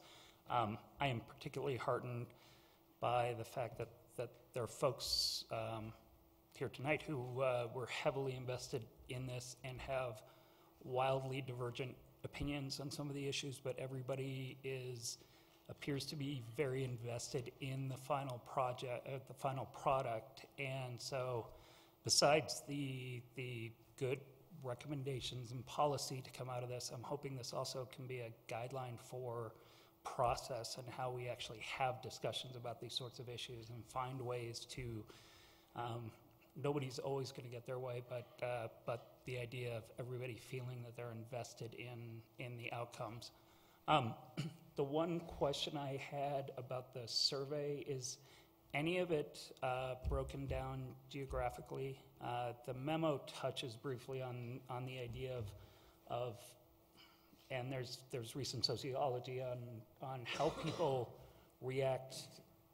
respond often more to kind of what they perceive. They can more easily see negative outcomes than they can see what the positive impact of something might be. And I was just curious if there's any information as to how people's opinions track with where change has already happened versus where it's coming. When you say where it's happened versus where it's coming, can you say a little more about that? Just elaborate. I guess fundamentally the question is the data able to be broken down geographically? Certainly there are parts of the city that are more urban, and so wondering whether there's any correlation between positive and negative feelings about the city versus based on where you live, more or less. Right. Yes. Exactly. Yes, it is possible for that to be done at a certain level. One shortcoming potentially is it's not always clear. So we asked people in the survey, sort of, where do you live in Wheat Ridge, and gave them, I don't know, Thomas, a dozen choices maybe, based on our best understanding of how people think about the names of the geography of Wheat Ridge. So we can give that a shot, knowing that it'll be, wouldn't take it to the bank totally because it doesn't account for a lot of things. So for instance, if we said East Wheat Ridge, that could be a lot of places, let's say east of Wadsworth, as one example of why it could be fuzzy. Another could be that one of the things that we learned in studying, objectively studying Wheat Ridge is, I think it was Charles who said, the only pattern is there is no pattern. So in Wheat Ridge, it's fascinating to look at maps of real estate values and code enforcement violations and all that stuff that we love to look at as consultants, and it just looks like a Jackson Pollock painting. And so we may be able to run those correlations and those crosstabs and find out, but it also could be that you and I could be 2 blocks apart, and you could have a very different feeling about our neighborhood because you've got a certain set of neighbors, I've got a certain set of neighbors. Trash trucks show up at a certain time at my house, show up at a different time at your house. Just a lot of variables that kind of mess that up. Just trying to be fully honest. Sure, and the question was asked with the understanding that the lack of a pattern can sometimes be a pattern. Sure. And I would also say that we can try to do some of the crosstab calculation, as Eric was noting, but in addition, you're buried in some of the appendices of your 2017, 2018 survey. There were some more quantifiable data based on council districts, so we can kind of overlay that as well and probably get a pretty good understanding. Yeah. Thank you. Very good. Ms. Weaver. I'm going to be the data nerd and survey nerd here for a moment. And I just wanted to, first of all, thank everyone that has been involved. I really, really appreciate the process of this, and I just would like to call that out on the cities and CZBs and everyone who is involved. because what I think is pretty incredible about this process is, we're going towards an outcome, but the process itself actually created outcomes in its sort of cycle. And it's pretty incredible for me as a person who loves data, and then asking questions like, how do we trust this data? And the first process of engaging the citizen group and then moving on to the open house, and I know this has seemed like a long process for a lot of people in Wheat Ridge, but the data that then going into that survey that we were able to get is just amazing. So I really want to thank everybody's efforts and thank CZB for helping with this process of the survey, because I think the data is something we can really trust, and just want to thank everyone.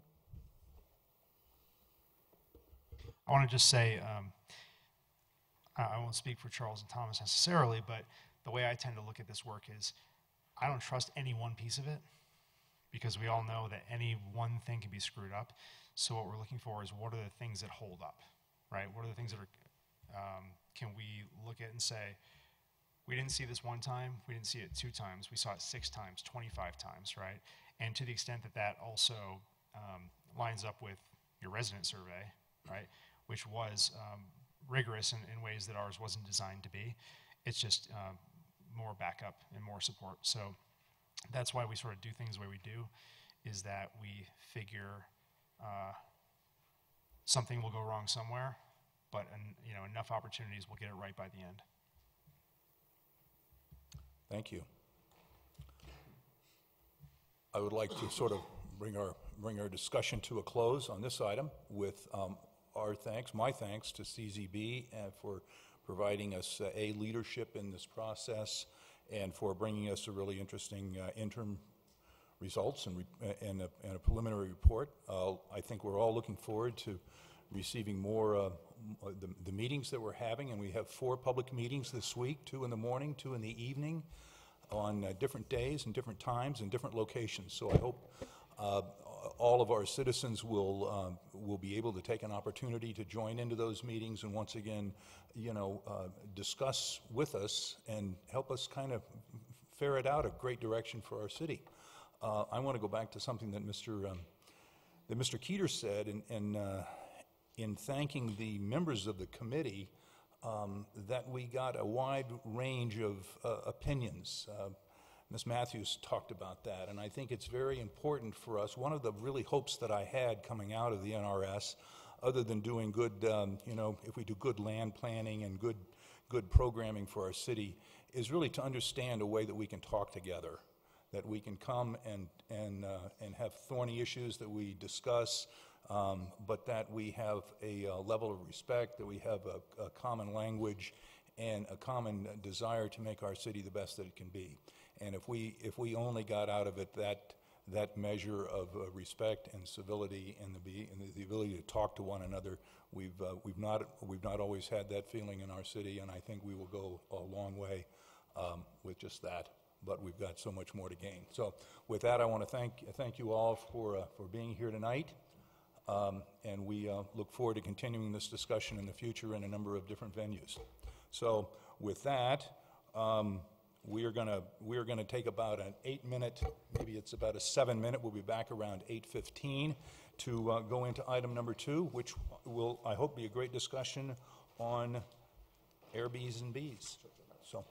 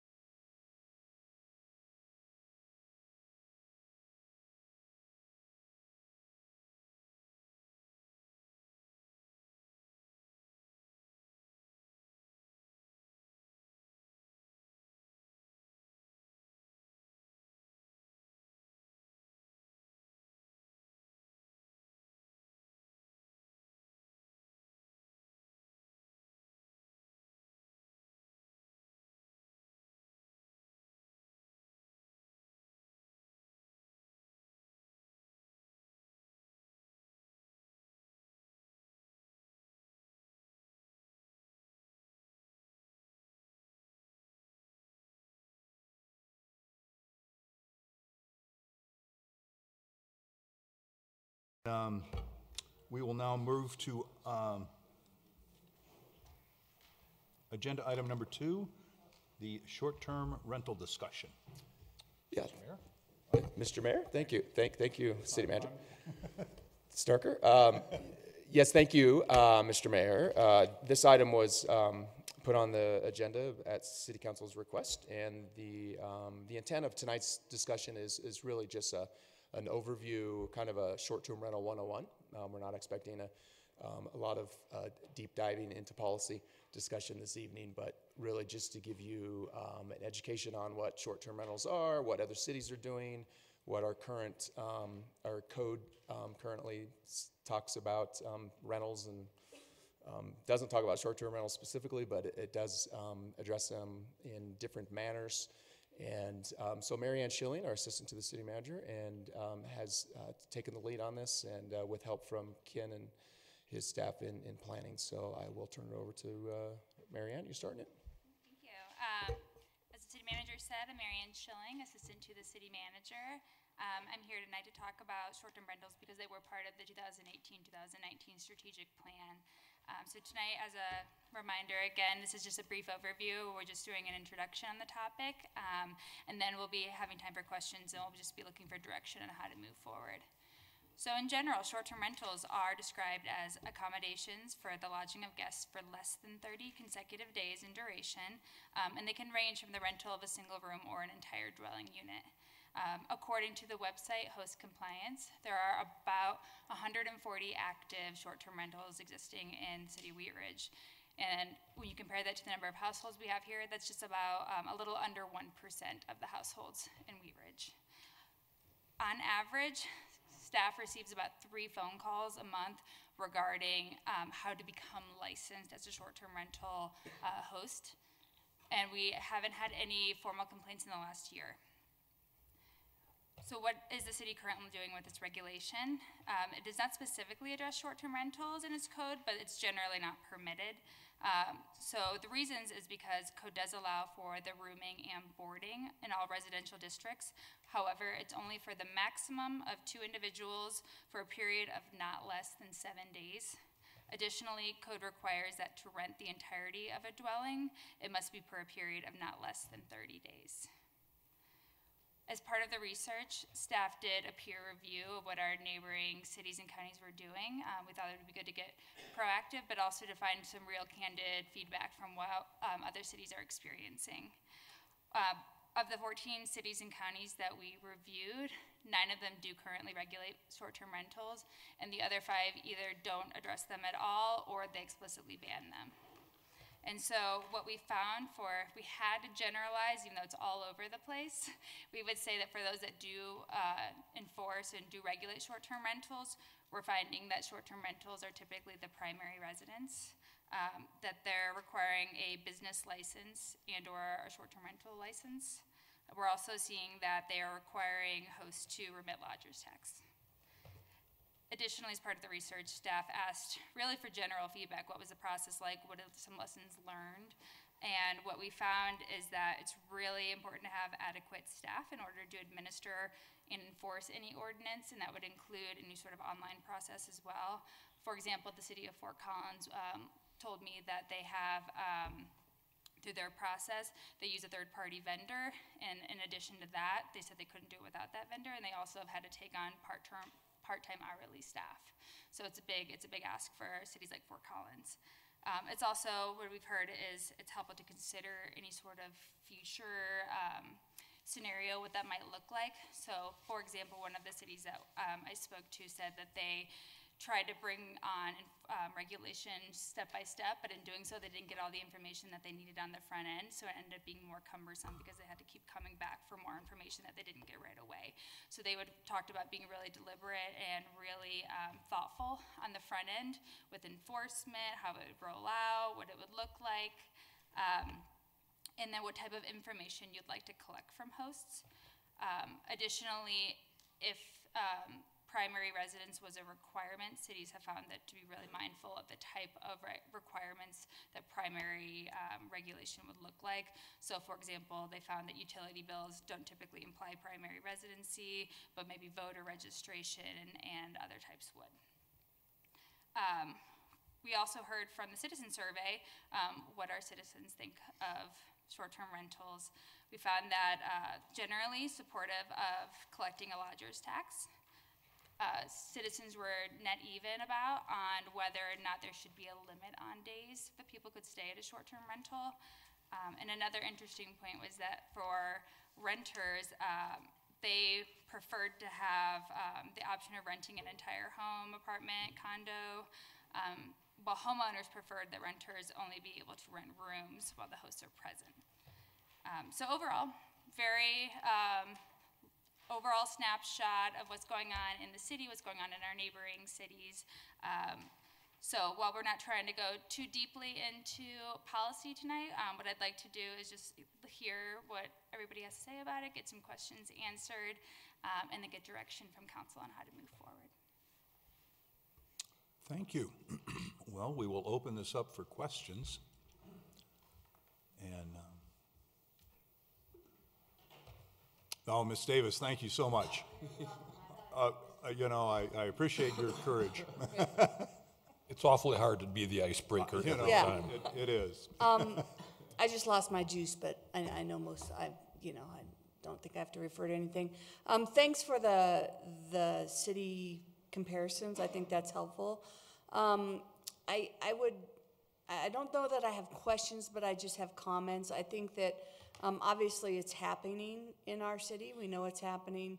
I do support some type of regulation of this. And you know, what that looks like, the Fort Collins model would be interesting to see if there's a third-party group that does that, because I think not only are we going to have to regulate, okay, did they get their business license, but someone's always going to have to go out there and look on a VRBO or Airbnb and see, oh, is this house licensed with us? So it's not going to be just, oh, here, I'm going to come take the license, thank you for coming in.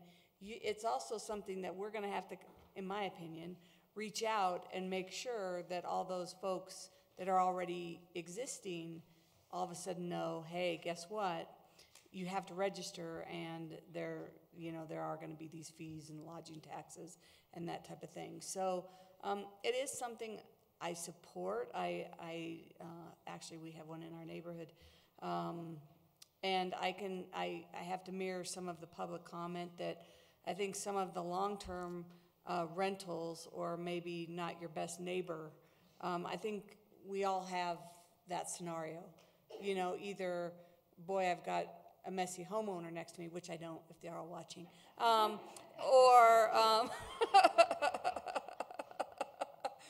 for the record, I don't,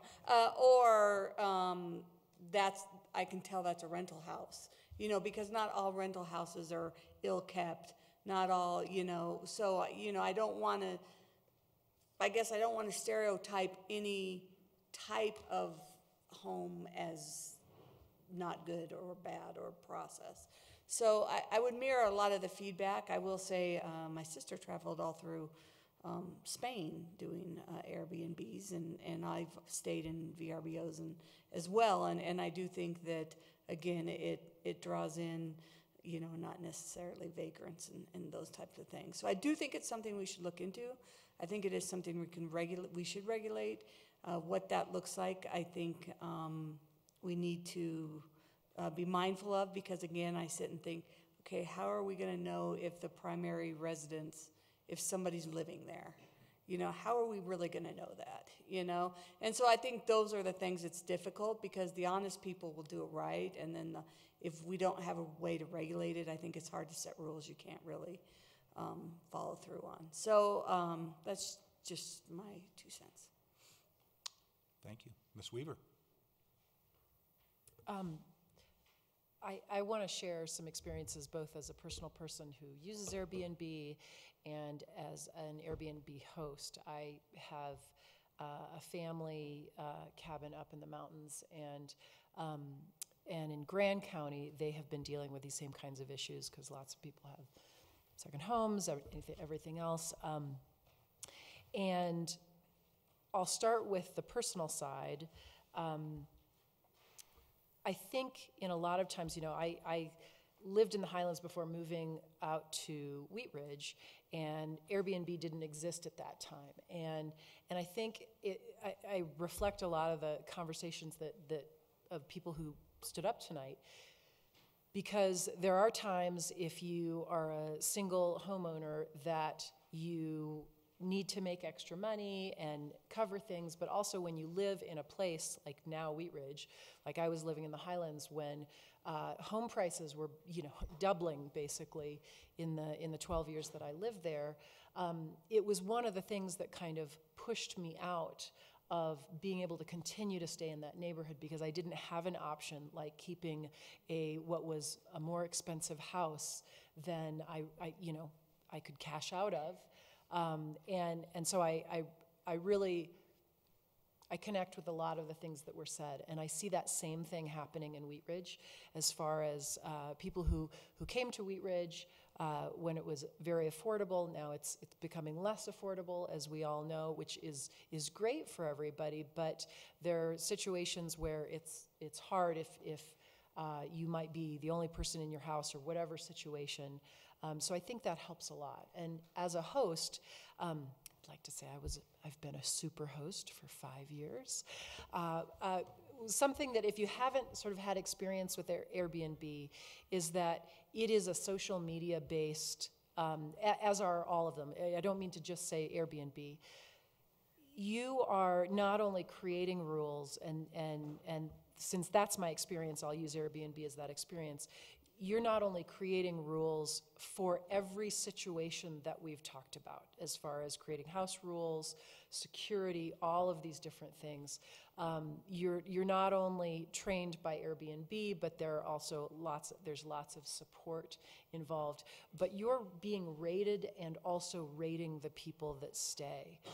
So when you do have problems and you don't want to ever have that experience again, you have a way of calling it out. And you all could go on right now, as I think one of the people said, and you could see what my rating is. You could see everything about, except for the address, of what the situation is. So I think a lot of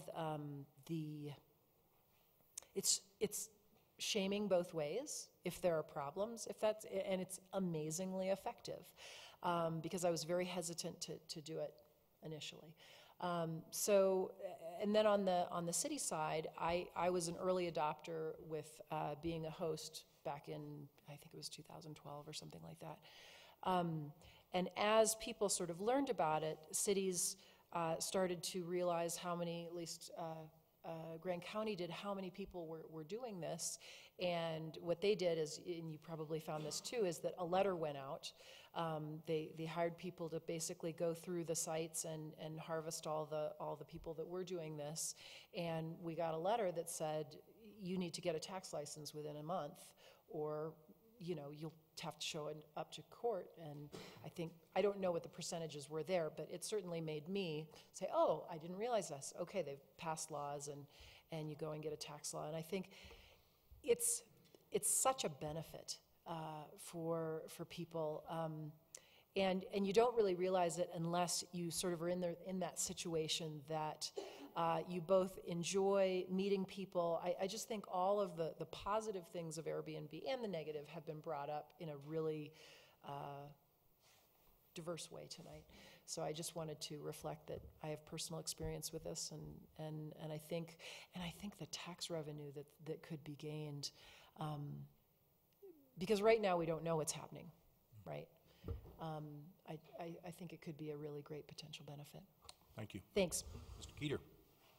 This piggybacks a little bit on what Amanda said. So if I'm reading the chart right, it's Lakewood and Englewood just forbid them?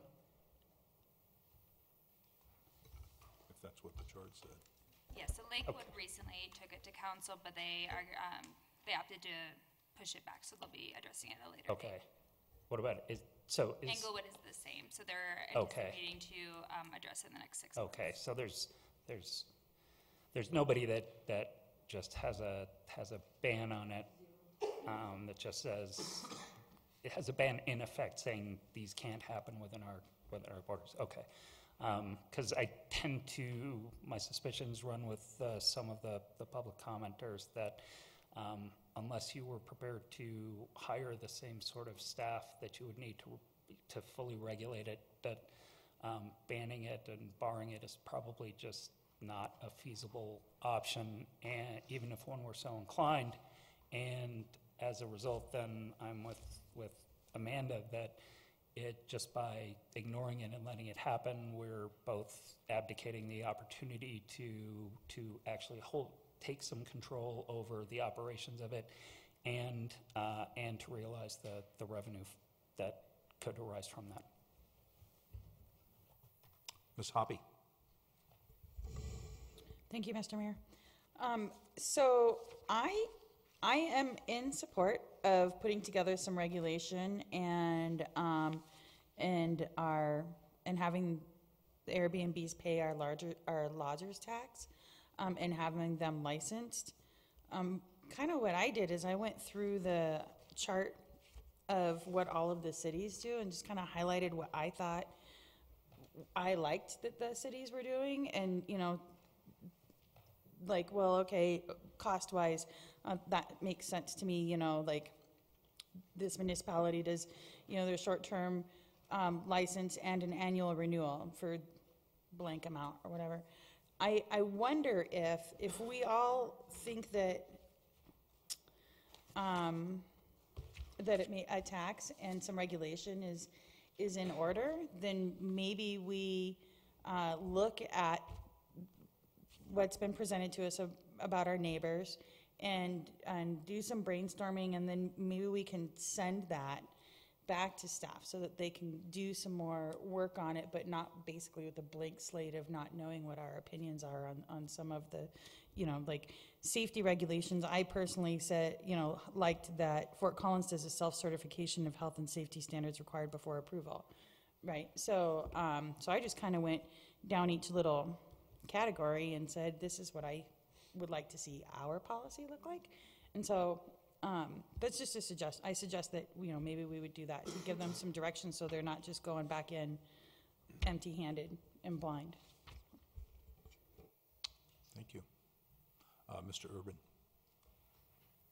Thank you, Mr. Mayor, and I appreciate everybody that came in tonight to speak on this. And as we're discussing this, the concept of a tax or a fee is being thrown around, and by virtue of discussing potential revenue from the city, that's a realization or acknowledgement of certain costs. And we've had quite a few people talk about the obvious benefits of developing the passive income relating to renting out your home, and I think that in certain circumstances that can be appropriate, but our job as a city isn't to look at necessarily all the benefits, is to look at the costs and to understand what sort of impacts these operations are having and how does that conform to code. And so to speak to Councilmember Hoppy's point about specifics regarding what we should do or what we can do around this, I would agree that a regulation of some kind or a regulatory scheme should be developed, that an annual license and a renewal will be appropriate. And the health and safety aspect for me, I think, is critical in that as much as a homeowner takes on that liability of allowing someone to reside in their home, once we begin to license and regulate this, then we as a city are also on the hook of sorts, because we're permitting this to happen. And so if we're going to take on that responsibility, the health and safety of the guests in our city should be paramount as much as they are for our hotel guests, that we want to make sure that the place they're residing is safe and healthy. So the regulation of that should take that into consideration. I'm undecided at this point regarding self-certification versus some type of city inspection or some type of third-party inspection of the property, but there can be some discussion around what that health and safety aspect looks like. And then the other aspect regarding zoning as it relates to these regulations, Right now, our city code says rooming and boarding of not more than 2 persons is permitted in a residential property under the accessory use aspect. So when we talk about a family of 5 coming in, that's more than 2. So what is is it a certain number of units that are allowed? Is it the number of people that are allowed? We have to kind of figure out what that looks like. But to the point of should the homeowner occupy the premise at the same time that the guest does, I think that would be an appropriate first step for the city to take to enact rules around the fact that the property owner has to remain on the property while the guest is using that property, because we can always amend that and change that down the road if what we're seeing is copacetic. But to start off the gate and allow what are currently, in some cases, a boarding house or a hostel of sorts, where you have bunk beds upon bunk beds in a house and being rented out for $20 a night. These types of facilities are in R1 neighborhoods, and I don't think that's in keeping with why people might choose an Airbnb in Wheat Ridge. The character of the neighborhood changes when you have flop houses and hostels in the neighborhood that are really against the zoning in the neighborhood. But because we allow short-term rentals now, they're somehow okay. So I think that a stair-stepped approach of taking it to require that the property owners reside in the property at the time the guest is there would be a reasonable first step, at the same time requiring the licensing. And then as far as we all kind of focus on the revenue, but what about the actual regulation and the sort of adjudication of violations, and how does that get put forth? Is a property specific address no longer allowed to be used as an Airbnb, or is that property owner no longer allowed to operate a short-term rental property? So I think there needs to be both a personal license and a property license, so that they're both regulated in different ways, and the process to adjudicate those cases also needs to be fleshed out as well, because how do we come to some kind of resolution or determination of violation if we don't have those baked into the process? So those are my concerns, and I'll be interested to hear what other people have to say. Thank you. Mr. Matthews. Thank you. I've spoken against Airbnbs and short-term rentals in the past. I'm going to continue to speak against them. I'm a little confused. I thought we created zoning areas within our city to maintain order. In our neighborhoods, we have what we call residential neighborhoods, and those are for families to be able to move in and raise their families in a quiet, safe environment. We have commercial zones, and that is where people will build a hotel or similar institution and rent things out as a commercial endeavor. Why we want to put a commercial endeavor inside our residential neighborhoods, I'm not sure. Can I start a hardware store out of my garage? Probably not. I've got a bunch of tools at home. Can I start a mechanic's auto shop in my garage? I don't think so. What makes renting your room out to somebody that comes from another state not a commercial venture? So A, is it a business? I think it is. So B, when they call up and say they want to start an Airbnb, do we ask them for a business license, or do we just ignore it? As far as it being too hard, to enforce. Well, I'm sure Chief Brennan would love to have a drug dealer put an ad on the internet that says, hey, I'm going to be on the corner of 44th and Wadsworth next week selling drugs.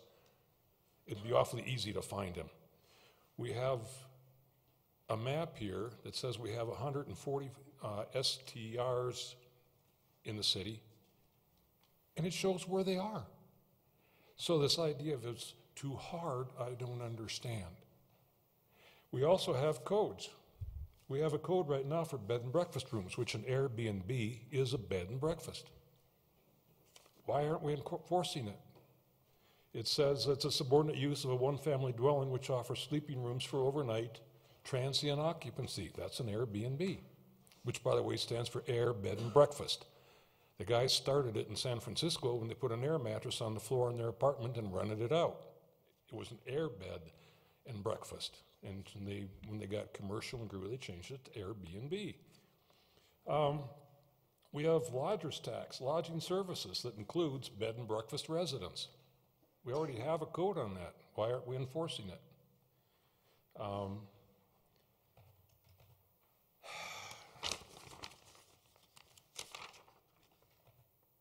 We also have one for boarding and rooming homes. But what I'm saying is, we say they've got to have so many on-site parking spaces. We already have codes for it. And it baffles me why we're not enforcing these codes that already exist. And I can see by the count, I can do a house count tonight. I'm sure I'm going to get voted down in the long run when I say we should ban them entirely. But why aren't we even enforcing the rules that we have? Because it's too hard?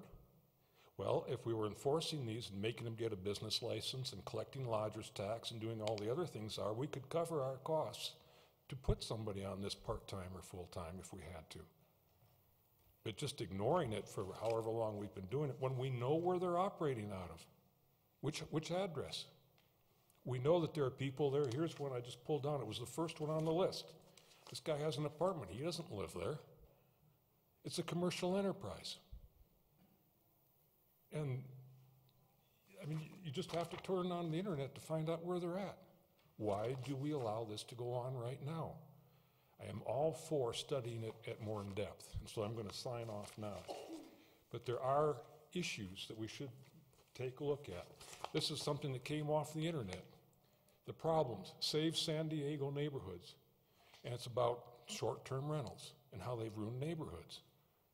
It's not all positive. And as one lady even said, if she's not on site, they steal everything out of the place. Is that what we want in our neighborhoods? And I still get back to ask yourself the basic questions. What is a residential neighborhood for versus a commercial neighborhood? And isn't that our basic job, is to protect our codes and our neighbors? And I got to ask another question that we need to ask. If someone comes in and rents a room, even if the owner lives on site, and brings in 3 people, is that now an R2 use of an R1 house? I don't know. Are we going to turn our blind eye to it? So I hope we do, I understand we do need to go further and discuss this more, and I'm all for that. But this part just baffles me, that we just turn a blind eye when people call us up and say, what do I need to get a license? And we just say, oh, nothing. We're just ignoring you. Mr. Matthews, that's not necessarily the case. How many tax dollars do we collect on Airbnbs right now? We don't.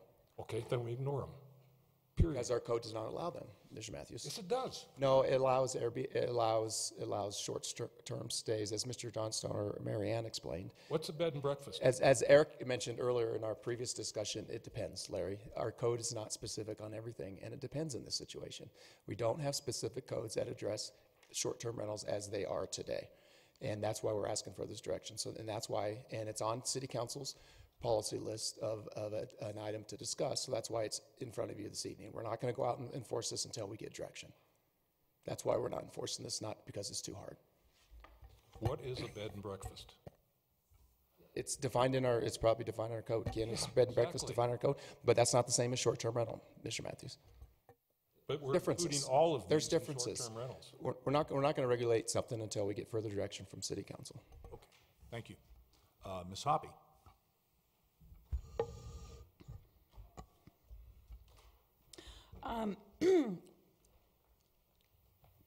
Yes, I think it's important that we do regulate these, but as we're thinking about what we feel like is important to us when we're thinking about regulations, I would hope that that we would keep in mind that a residential area is not just for families, people to move in and have babies and raise them. That's not a residential area. I have family members who are married, they're in their 50s, they own several businesses, they have no children.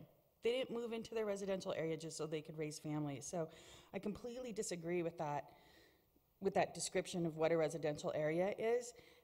I also think that, yeah, part of it is there is a manpower issue. That's why all of our, we do have a lot of codes, and we do say our zoning and code enforcement is important to us, and there are some that filter to the top and some that fall to the bottom. There's ones that are very more obvious, egregious, and some that really aren't. And so that's why I would say that that's probably a lot of part of, we don't really have the manpower. And then just one note that I had I noticed, I know that Mr. Urban brought up an important point, that we don't necessarily want someone to empty out their house and throw a bunch of bunk beds in it and be running a hostel in it. And so, like, one thing that that I had noticed is in Manitou Springs, their occupation regulations is that individual rooms may not be rented unless the property owner resides there. And so that would be one thing, you know, it's either you rent a room with a host that lives there, or you rent the house as the one person renting the house for the few days that you have your family in the neighborhood. And so I would just really encourage us to look at some of this stuff, look at how we want our regulations to be crafted, and get some of that information back to city staff. Rather than us having to like hammer it all out tonight, we can all thoughtfully sit down and think of how would we like our regulations to look, send it to staff, they can compile it and come back to us with suggestions. Thank you. Mr. Pond? Thank you. Yeah, I agree with Councilmember Hoppe, and I will support consensus to that effect if she wants to make it. But I think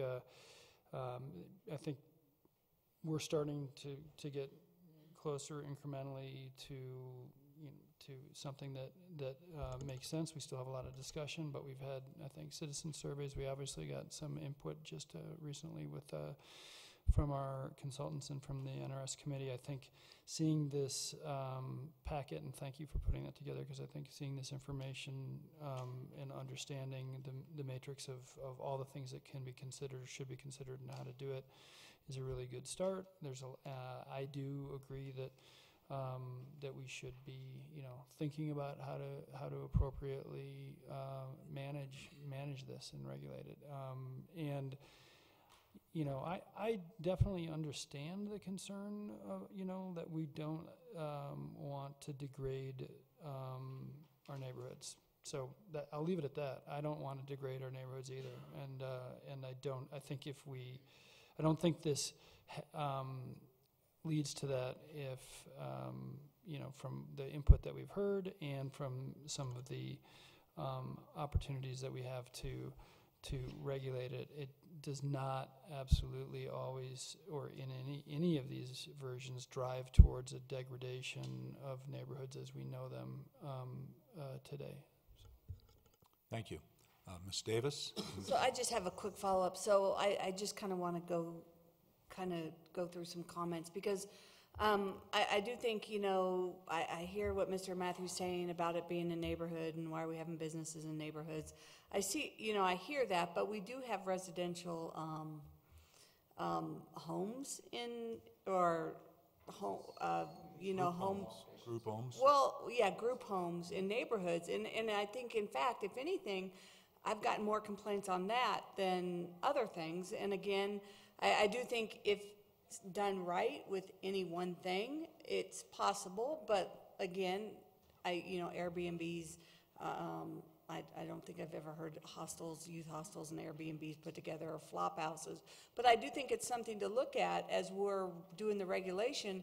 If it's a 2-bedroom, 2-bath house and it says it sleeps 12, then I think, somehow we need to look at that. And, I don't know if that's all part of the process, but we need to look at that to make sure someone's not putting, 4 bunk beds in every room and those types of things. So I think that there are ways to do it that's done well. I think it kind of does go back to what Ms. Weaver had said about, it kind of manages itself as far as, if somebody walked in and they were sharing a room with 6 other people they didn't know, you're going to hear about it. And I think that, society's not, it's not what people are looking for. But I think that, I think there's ways to do it. It goes back to, I do think it's discussion points about how we do it and what's best for our neighborhoods, and to keep our neighborhoods, and also allow that, because the other thing, and I'm going to go back to that San Francisco conference, was affordable housing, and this was another thing they brought up, that a lot of Airbnb folks are older folks, that it helps with their income, because now their income is limited, and it kind of goes back to also, the possibility of just giving that person company and those types of things, because I think those are the things that oftentimes this dynamic brings. So I do think it's something that we should study. Again, I think we have pros and cons about a lot of it, but I think if done right, we could do something. Mr. Urban? Thank you, Mr. Mayor. One question I have for city staff is, does the city of Wheat Ridge currently have any operating bed and breakfasts at the present time? We do not. And do we have any other kind of, in the code it mentions a boarding house or a boarding room separate and different. How many of those do we have, or what's? I don't know on that. The reason I answered the question the way I did, Mr. Matthews, is that they require approval of a special use permit, and we've not approved any special use permit. So we do not have any licensed bed and breakfast. In terms of rooming and boarding houses, we don't separately license them, so I wouldn't know. Okay. Thank you. Ms. Hoppy. Great. I'm going to try to move forward with the consensus. Wait, are you going to a consensus? I was going to try, yep. I'd like to say something before you do, if I might. I think you need to sort of step back and say in the overall, this is really a balancing of private property rights, community property rights, and the rights that a lodger would have when they come in.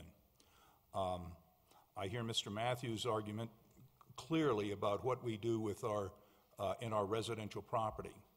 But I think we allow accountants, we allow therapists to have people come into their home and do counseling sessions.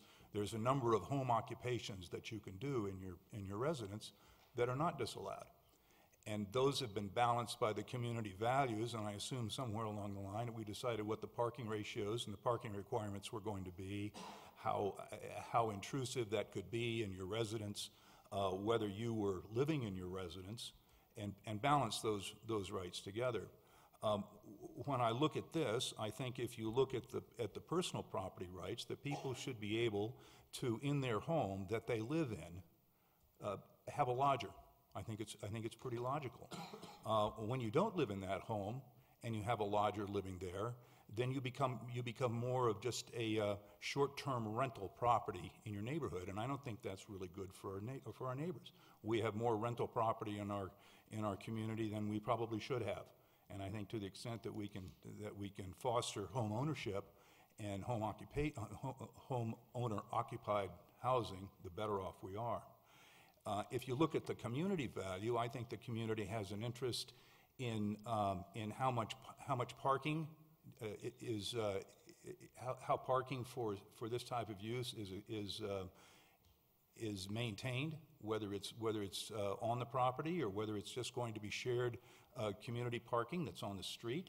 That can be a detriment. So I think we need to talk about parking and how you park these occupations and these things.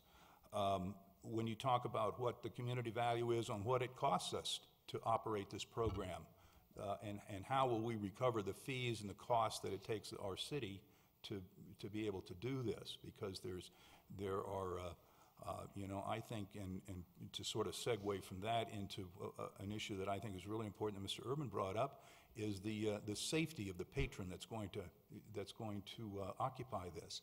I can't imagine. I can certainly imagine someone having a room or two in the basement that would make great income property. And oh yes, you can go down to the basement, and I've got a little bathroom down there. So you got a basement and a bathroom down there. But do you have an egress window? So if there should be a problem, a fire issue, we wouldn't let a homeowner let their children sleep down there without an egress window. And I think we would not want to have this situation unless it was up to the building codes that we require for life safety in our residential properties. You know, and, you know, so I guess kind of to go back on it, I think Ms. Hoppy had a good solution, and I went through and sort of ticked off on here. Well, I think Fort Collins is doing it right here, and Manitou Springs has got it here. But I think when we start to look at what are the larger things that we need to, the questions we need to answer before we go in and do this, and I think she is probably going to come up with a consensus that talks about us doing that. So with that, I will yield the floor to Ms. Hoppy. Thank you. And if I may, Ms. Hoppy, I think I know what you're going to say, but maybe I would suggest that we provide some type of survey back to council that so that we get consistent information back on different types of regulations, so that you can all answer it and provide your information back on a common forum. Would that work? Does that work for everybody? Yes. Thank you. Mr. Johnson? To inform your motion, perhaps, but two questions. You know, often when we contemplate fairly significant code change, I use ADUs as an example. Back in early 2016, you know, we did a series of 3 public outreach meetings to kind of inform the recommendations of an ordinance. Council ultimately didn't decide to move forward at that time, but that was what we brought to council. So question, would that be something that would be desired? And then the second question on a similar line is, I guess, timing. We've the message has long been on ADUs and short-term rentals that we'll figure that out when the NRS update is done. And I think you heard a little bit in the document from CZB that it will have some information pertaining to short-term rentals. I'm not trying to kick the can down the road by any stretch, but just want to understand whether we should be moving forward, you know, toot sweet, or whether we should be, you know, waiting for whatever recommendations come out of that policy document. Mr. Urban? Thank you, Mr. Mayor. I got a text message from a resident last week and said, what's the city doing about Airbnbs? I said, oh, we're having a study session on Monday night on it. Oh, and had no clue that was happening, but had that interest and lived across the street from an Airbnb and had some concerns and wanted to know where was the city on this. And so I think it's important to reach out to the current operators of short-term rentals to understand where they're coming from, those that were aware, and pause Netflix to talk about what I said earlier, enough to see what was going on, that they're here tonight to speak their piece, but we didn't necessarily send a direct notification out to interested parties about this evening's discussion. And as you mentioned, it's not necessarily to get into the weeds on it, but I think notifying the current owners of short-term rentals and their adjacent neighbors that we're discussing this, to hear directly from those that are benefiting from this and those that may or may not be impacted by this, to get a survey done of the adjacent property owners to short-term rentals to understand, are there impacts that we don't know about that are of both the short-term rental owners and their adjacent neighbors, to fully understand the impacts before we get into a regulatory scheme. Ms. Davis? Can I ask a question that kind of goes along with the ADU and the short-term rentals? Do we, if I had a home and I had to rent and then I was just renting it, like long-term, is there any kind of business permit for that or any kind of requirement for that?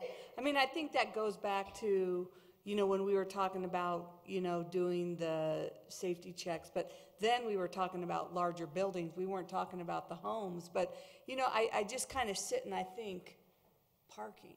Okay, so I can think of some rentals in our neighborhood who have an excessive amount of work trucks, et cetera, et cetera, et cetera. I can think of, you know, a regular homeowner that has 3 teenagers and their 4 friends and the 7 cars, you know. So I think, I mean, I guess my question would be, and I don't know if you guys are like Christy, that's, you know, another day, but you know, short-term rentals versus rentals, I mean, I think a lot of it is going back to the responsibility of the homeowner. And to me, and the respect for your neighbors. Like, if you're going to own that home, you're going to respect that I'm living next to you as a, you know, not present owner, and that there's certain things you're going to do. So I kind of hate to say it, but I almost want to fold rentals into this, because And I don't know how you can do that, but I think that they need to be held to similar standards. If we're gonna have like parking standards and things like that of short-term rentals, why aren't we having some of that of long-term rentals? That would be our rental inspection program that we've been talking about for Right, years. But I'm gonna tell you, always- I disagree with you, Patrick, Yeah. because the rental inspection program did not do houses, because that was my issue from beginning. It was more. That was an option. 4 or 5 property buildings, it was more the bigger buildings, and it's like, I think some of the houses are. Well, we took it down to single family, and we were told, no, don't touch single family. And then we went up, we kept going up to a Yeah. level that was comfortable with that current council at that time, and we never got to a consensus, so. Yeah. Those were It's just discussed. hard, because, I don't know, you see it, again, it's, you can have good homeowners and bad homeowners, good renters and bad renters. It's just difficult. Mr. Keeter. This kind of jumps off of sorry, thank you. This jumps off Mr. Urban's comments, but, and probably won't go as far as he was hoping, but it sounded from CBZ that the neighborhood survey can be broken down geographically, or at least by council district. Looking at the map, it's not surprising that there seems to be more concentration of existing short-term rentals the closer you get to the Denver city center, and to the extent that it's not too dramatically much more effort, I would be interested to see whether there's any statistical kind of breakdown as to people's overall attitudes about, I know you didn't ask that question, but by the policies you may be able to get some information whether people who are actually in neighborhoods that where the larger concentrations are have either more or less concerns about their regulation as a whole. Ms. Weaver. I think we just need to be really careful, to go back to something Ms. Hoppy said, not to be discriminatory, because me as a single person in my house, I have one car in my driveway at any one time, and if I had an Airbnb person, I would have one other car in my driveway at that one time. And I know many people with large families and teenagers that have 5 and 6 cars, and currently that is dictated by code for certain amounts of vehicles and where they can be, and I think we have pretty good code, as I understand it, having been on the other side of that at the farm sometimes, of general residential code rules for where those vehicles can be and where they can be parked and things like that. And so if we're going to start dictating the safety and the parking and all of these things, I think we have to be really careful to not venture into the demographic of why we're doing that. Does that make any sense? Okay, thanks. Thank you.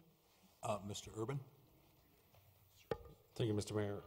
To Councilmember Davis's questions regarding the rental inspection program, I think where the differentiation between these two issues is in the intensity of use, the frequency of use, and the unfamiliarity of the guest in that particular property or neighborhood, and the interactions and the change that occurs by having different people in there quite frequently versus one tenant that's there for a full year.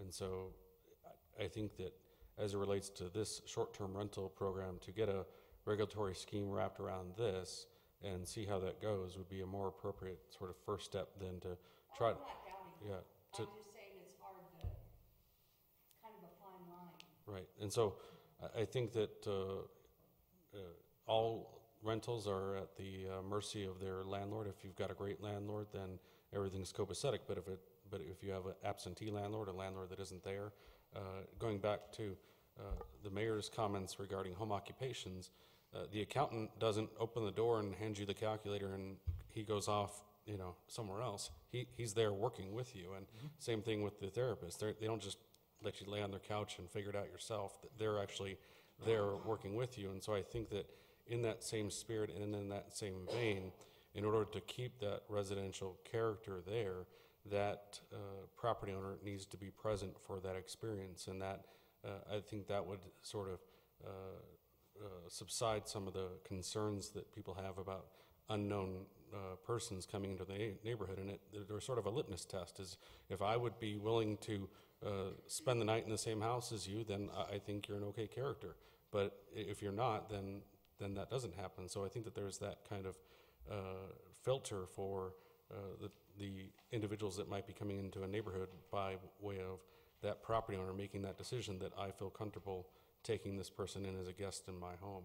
And my sister runs an Airbnb out of her house. She stays there during the nights that the person's there. She never leaves. So she doesn't live in Colorado, but in that instance, I think it's an important litmus test to the type of person that's coming in to be a guest in someone's home. The other thing that I think is important is that the actual property owner be involved in the licensing or the interaction with the city, and that it shouldn't be allowed where a tenant can set up an Airbnb in a property. While Airbnb might work through the landlord and the property owner and get a consent from them, I think it's important for us as a city to be working directly with that property owner so that it's not just a tenant in that unit that's residing there, that it's the actual property owner. So those are my thoughts. Ms. Hoppy? I mean, I guess we have a consensus to get a survey out to us asking kind of what we want our policy to look at. And so I guess I would just ask that when the survey comes to you, like, of course, it doesn't have to be something that's already on here. So if you come up with something different, then, put that on the survey. And, things like parking cars. One thing I would like to mention, though, is that if I buy a home, nobody tells me how many cars I can park on the street. So so why are we saying that renters are less than homeowner? I'm just saying, why would we regulate a home that's rented next to me and say you have 4 cars and it's more cars than I like to look at, and you don't own the home, so get rid of your car. So I think that we just got to be real careful when we go kind of into that place, Or your garage is full of stuff, so you can't park your cars in your garage. I mean, we don't do that. We don't park cars in garages at my house. That's not what they're for. All right. Do we then have a consensus to have staff put together some of the options, the regulatory options, if you will, based upon some of the surveys that we've had, and get that back to us? And then I think to Mr. Urban's point, that we let the word go forth from this time forward that this is under discussion. And also the timing question: do you want to wait for some more of the NRS to be completed, wait for after the retreat, or when next available? I would prefer in the short term versus the long term. Ms. Hoppy? Yeah, I agree with Zach on the short term to long term, but I guess something that was just put out there that I don't know if we got a consensus on is, do we send out a letter, or do we ask staff to move forward, have another study session about it, and in that, and try to get the word out at that study session to the current operating 140 for them to be at that study session. So do we have a consensus just for that we ask staff to move forward to look at regulation? We're going to move it to another study session.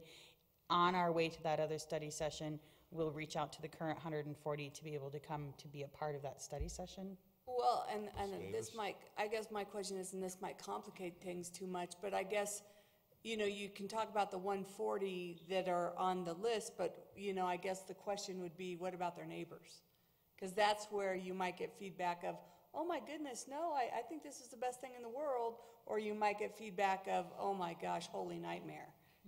So, I mean, I think it'd be hard to do that, but you almost want a 360 kind of feedback. Right. I guess what I was thinking more of is we have feedback from the residents that say to apply the city license to rent their property, 48% supported. Like, we have the feedback from that, but what we don't have feedback from is maybe the people who operate it, who say, who would then come in during citizen comment on agenda items and say, I saw in your memo that you guys are looking at requiring 4 parking spaces per one person who rents, and I don't think that's good. So that's Yeah. more like what I was thinking Right. about. And I hear you on that, but I don't think that we know if that 48% live next to a Airbnb. So you don't know. I mean, it could be me. It's kind of like that NIMBYs. Yeah, you can do it, but not in my backyard or my front yard or whatever. So you don't know if that 48% actually live next to one. But I would agree with, hey, these are things we're considering. Okay, well, I'll withdraw my request for a consensus if somebody would like to come up with something different, with a different plan then. Just include the neighbors. House on each side, or I guess the only inclusion, as Mr. Goff said, that the survey out to the operators of short-term rentals include the immediately adjacent property owners, front, back, left, right, catty corner, what have you, of the existing short-term rentals to fully vet this issue. And this process, I think, to Councilmember Weaver's point about Grand County sending her a letter, I think just by the simple fact of sending these individuals a letter saying the city is considering these regulations will sort of put them on notice that we want to make sure this is done right. And to borrow from Mr. Matthews' quote, we're from the government and we're here to help. So I think that it's something that just by sending them a letter and saying this is what we're considering will put them on notice and help us craft this language. But we can't do that without the adjacent property owners being aware and having a voice in the process. So you're talking about sending a letter out to all the people that purportedly there's 140 Airbnbs and the people and their neighbors, and is it not reasonable that we have public information officers and newspapers and other ways to generate public interest? What about the people that aren't next to an Airbnb but might be if it goes into service? I mean, I think it speaks to the experience and the interactions that these neighbors have had with this particular issue, and that the general notification of meetings and whatnot is for matters of general concern, whereas this is a specific concern that directly impacts the immediately adjacent neighbors. And so I think in this instance, that's why we would want to encourage participation by those that have either greatly benefited or have greatly at some great cost because of what's currently operating. So that's why I would encourage us to, and I'll make a consensus to send a survey out to the adjacent, send a letter out not a survey, but a letter out regarding the study session to provide their feedback to us. So let me start over and just make a consensus to invite the adjacent property owners of short-term rentals to attend the City Council study session where we'll be discussing this issue. Oh, yeah, and the hosts, yes, sorry, and the hosts. If I might just, we don't have that data. We'd have to buy that data from one of the firms like Host Compliance. So I don't know what that number is, but probably between $5 and $10 grand, I'm guessing, to get that data. 6,700. Thanks, Marion. Mr. Pond. Good. So I understand the desire, and I'm not saying no to it, but I don't know that we need to say yes to it tonight. So I want to come back to that in a second by answering kind of how this plays out with the NRS. I'm okay. I mean, I think we got a little bit of picture from the NRS about where this falls or doesn't fall. To me, that is detached. It creates a detachment that's acceptable for us to move down, and talk about this. So that just answers the question I think that has been raised a couple times about how does this fall in do we wait on the NRS to kind of fully form? I don't know that we have to take the steps that we're talking about. So I still agree with the previous consensus to try to kind of get this pulled together in a survey format to us that helps us try to get clarity on some of the regulatory framework inside of a survey matrix, et cetera. Ultimately, I think that should develop into a study session that then we notify whether we buy data or notify in some other way, more traditional way, to try to bring people out, that we create that notification and be very specific about what that agenda is and what we're going to be talking about. But I don't know that we have to kind of set that date tonight or kind of be specific about that communication. To me, taking the step to say we can walk down this path, it doesn't have to be tethered exactly to the NRS, and we can start walking down it by reacting to this information tonight in a survey format to ourselves, and that we all generally, or some of us, have the intent of communicating more robustly to hosts and affected parties as we get further to setting a date to talk about this again. And not be any more specific right now tonight. That'd be my suggestion. Thoughts on that, Mr. Urban?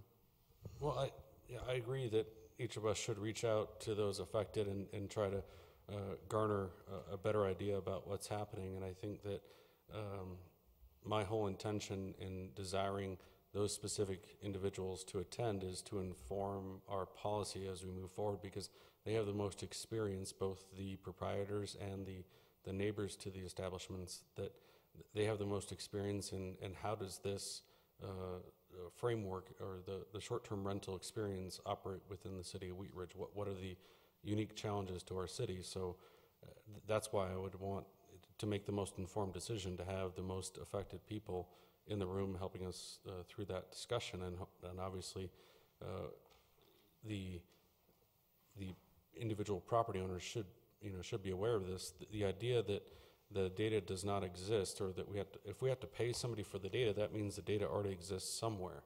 And I understand that there's a cost to that, but there's also a cost to not doing anything about this. So I would spend a little bit of time thinking about how can the city garner this information away from paying for it, and as well as understanding that at some point we're going to need this data. So it'd be better to get it now versus later, because I believe council's of the impression that this is a policy that we should move forward with regard to regulating short-term rentals. So we will need that data at some point. Why not get it now? Isn't this something we can kind of slow walk, though? We've got a retreat plan for in April. We've got the NRS report coming out a month or two after that. I think we're sort of on a good track to kind of get some information, be able to sort of, we've got some information tonight. If we give feedback to staff, they can go do more inquiries about all of the things that we've talked about, and including how robust a sort of a public outreach, because I think we should have a robust public outreach. But I don't see that we need to rush right into this now. I think we could sort of slow walk it. Thank you, Mr. Mayor. That's exactly. I should have said just that. That was perfect, because I think we don't have to be as fast, and that doesn't dismiss anything. I don't disagree with what the intention or what you're saying at all. I just think we can be a little bit paced about it. So I don't want you to think that I'm dismissing kind of the intent of getting out there. So Thank you, Mr. Mayor. I would say that slow walking gives you a chance to look around and understand what's going on, and as well as time to become prepared to deal with this. I haven't heard any objections to regulating short-term rentals, and given that, I would like to make a consensus to ask city staff to compile a list of properties that are suspected to operate a short-term rental at the present time, because that is going to inform our decision one way or the other. And if we want to regulate them, we have to know where they are, and it's better to know that now than after we decide how and what to, is the 140 number correct, or do we have 1,400, or do we have 14? So you're saying buy the data? Buy the data, or get it in some other way. That you can identify all rentals in the city by identifying the property owner is at a different address than the property itself. That doesn't tell you the short-term rental aspect of it, but that narrows it down. There's other, I would say that taking time to think about it, obviously buying it would be more expedient, and we'd have to trust that information is valid, but I would say that that would be the most expedient way to do it. So I would say It's going to be the most expedient and the most valid. There's probably 55 different platforms out there that staff would have to search to find these properties, and we don't have the capacity to do that right now. If this is information you want post-haste, I would suggest that we purchase the data. But in my understanding, the city staff has used sites like Zillow and others to identify ADUs in the past. So it's something that's been done in the past regarding ADUs. Not with short-term rentals. It's a different, different animal. Right. It's a much different animal. So I would make a consensus that the city purchase the data regarding short-term rentals. We're going to need it regardless. Consensus fails. Actually happen. You know.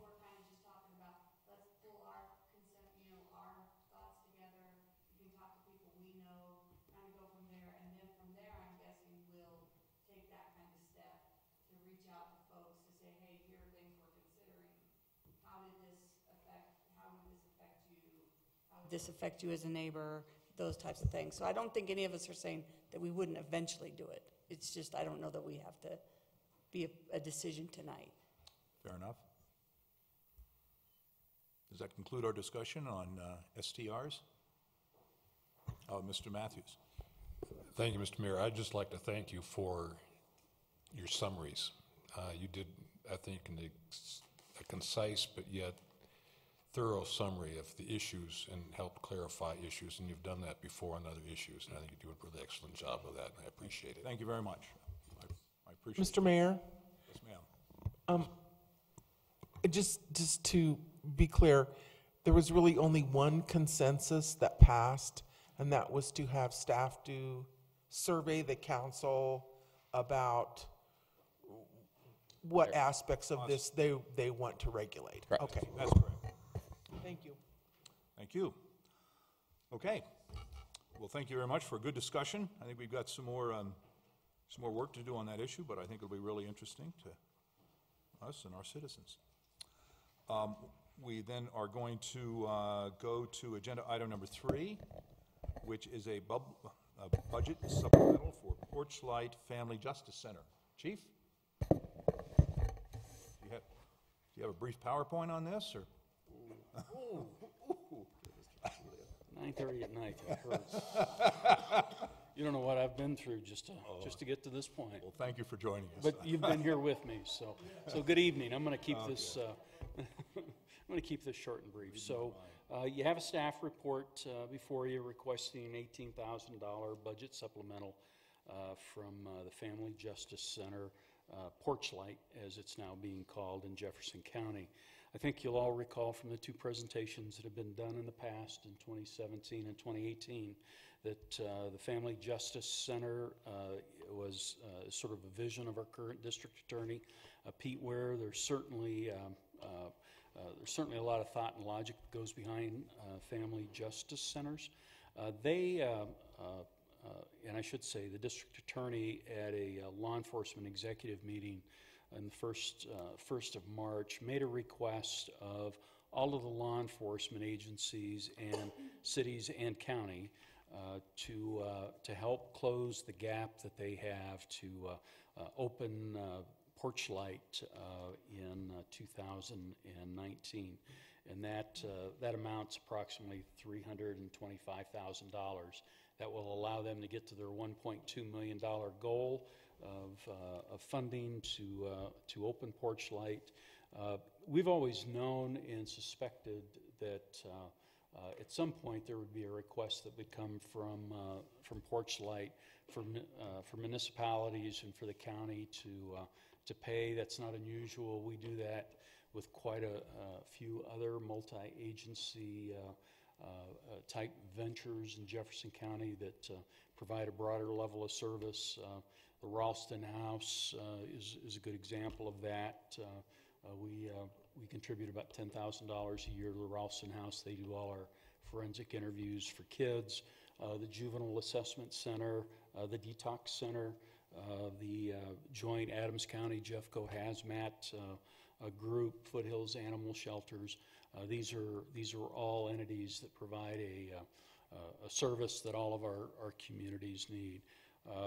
So in the 2018 presentation to council, I think one of you asked if there was going to be a funding request coming forward for Porch Light, and at that time they weren't in a position to make that. They were still submitting for grants, still doing fundraising on their own.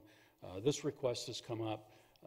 The DA had asked in a phone conversation that I had with him, asked for some sort of decision, an idea of whether or not Wheat Ridge would fund at this $18,000 level because they, in April, they need to make a decision. Are they moving forward with Porch Light or not? So the methodology they used to come up with this funding request was really based on a couple of factors. One is the city of Golden already made a $10,000 contribution to Porch Light without being asked. So they looked at their $325,000 shortfall at this point in terms of getting it open and did a percentage calculation based on population. So that's how they came up with the $18,000 for Wheat Ridge. I don't have that in my budget this year. It wasn't something that we had planned on budgeting for. Porch Light, representatives from Porch Light will be present if this comes forward on April 8th, certainly to ask any questions of council, but I would be happy to entertain any questions that I can answer tonight. So. Thank you, Chief. Questions for Chief Brennan? Ms. Davis? So I just have a question, because I know we were talking earlier about other support services that are for our community that we've shared with either other cities or the county, and set up like intergovernmental agreements and those types of things.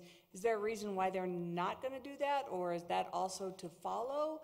Is this a one-time donation, or is this going to be like, well, we're going to probably be asking this every year, and should we not create some type of commitment with all of the cities to make sure that everyone's pulling their weight?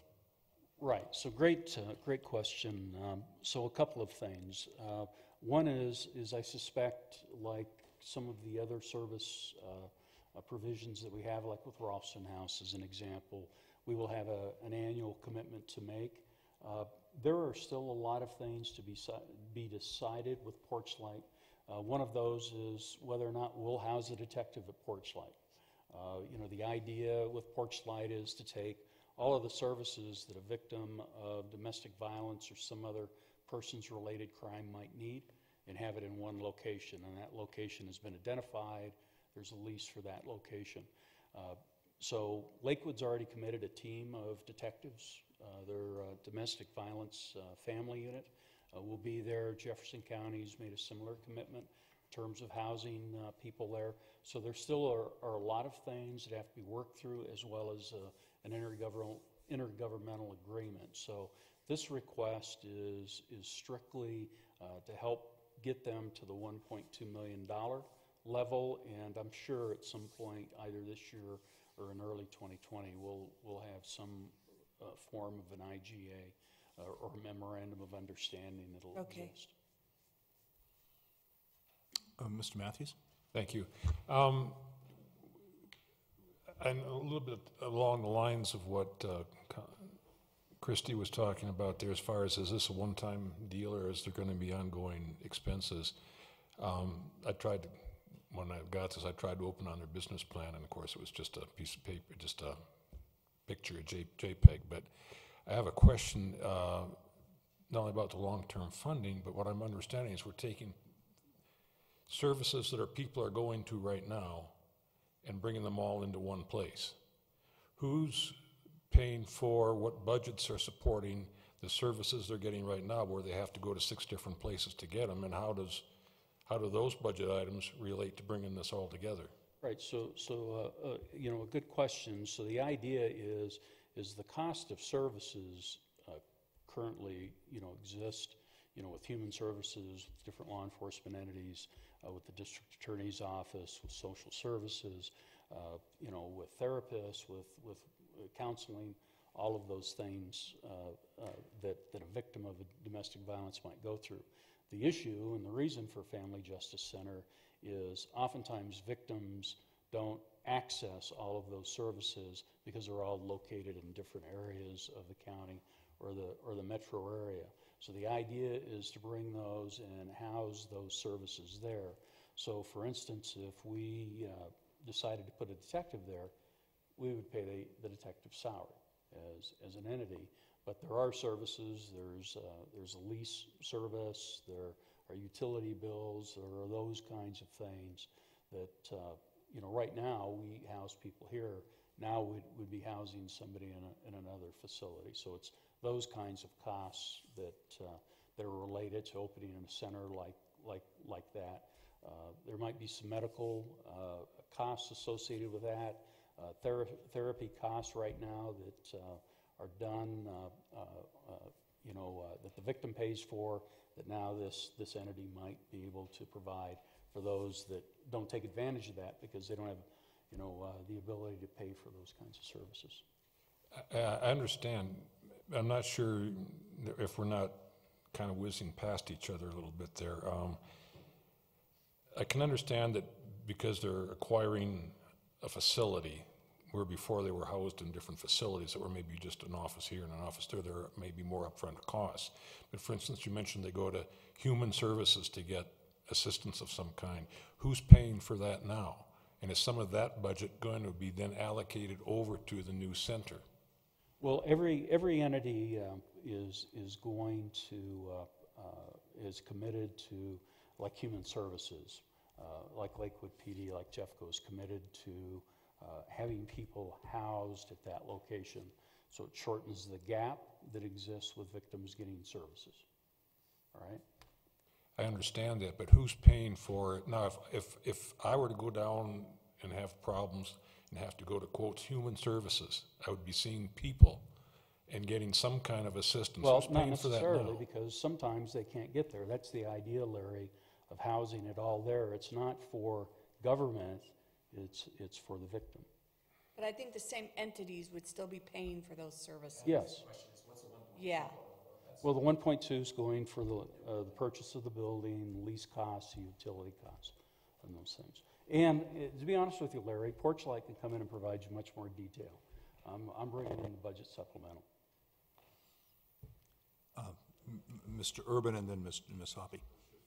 Oh, well, then we'll reverse it. Ms. Hoppy and then Mr. Urban. Thank you, Mr. Mayor. Thanks for bringing this to us, Chief. My question is, in the future, this would come out of your budget. You'll be prepared to ask for it in your budget in the next year. Is that kind of the plan, or is it going to come out of the base? It would come out of our budget. It'd be a budgeted item like the Ralston House is or the Juvenile Assessment Center. And the reason why it has to be a supplemental ask is because they didn't know how much they were going to need at that point in time when we were doing budgeting last year. That's correct. Thank you very much. Thank you. Mr. Urban? Thank you, Mr. Mayor.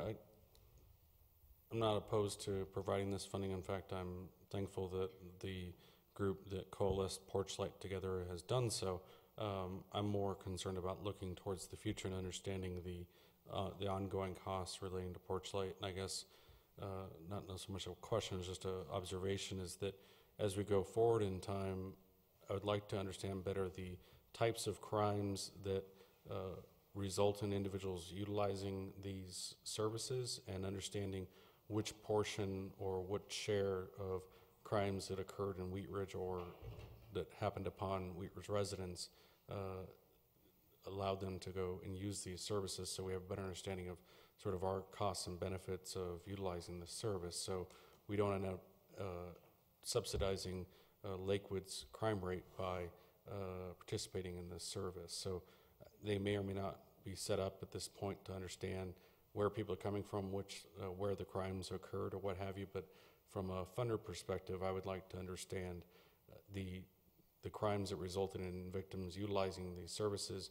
and somehow tying our funding to that aspect. So if a resident of Wheat Ridge went on to use these services, we should pay for that utilization. I just want to be mindful of us not subsidizing some other city's crime rate because of that. So being able to identify some way to tie our funding to this in the future. I understand the upfront costs and the need to sort of come together and make this happen. But in the future, I don't want to see just some kind of, well, we're going to share it equally amongst everybody, when the causing or the impetus to need this center isn't necessarily centered in Wheat Ridge, or it may be in Wheat Ridge. So what are your thoughts about that? Well, so Family Justice Center is basically there to provide all the services that a victim of domestic violence might need. So you've all seen the presentations, the PowerPoints, the videos that have been presented, and the types of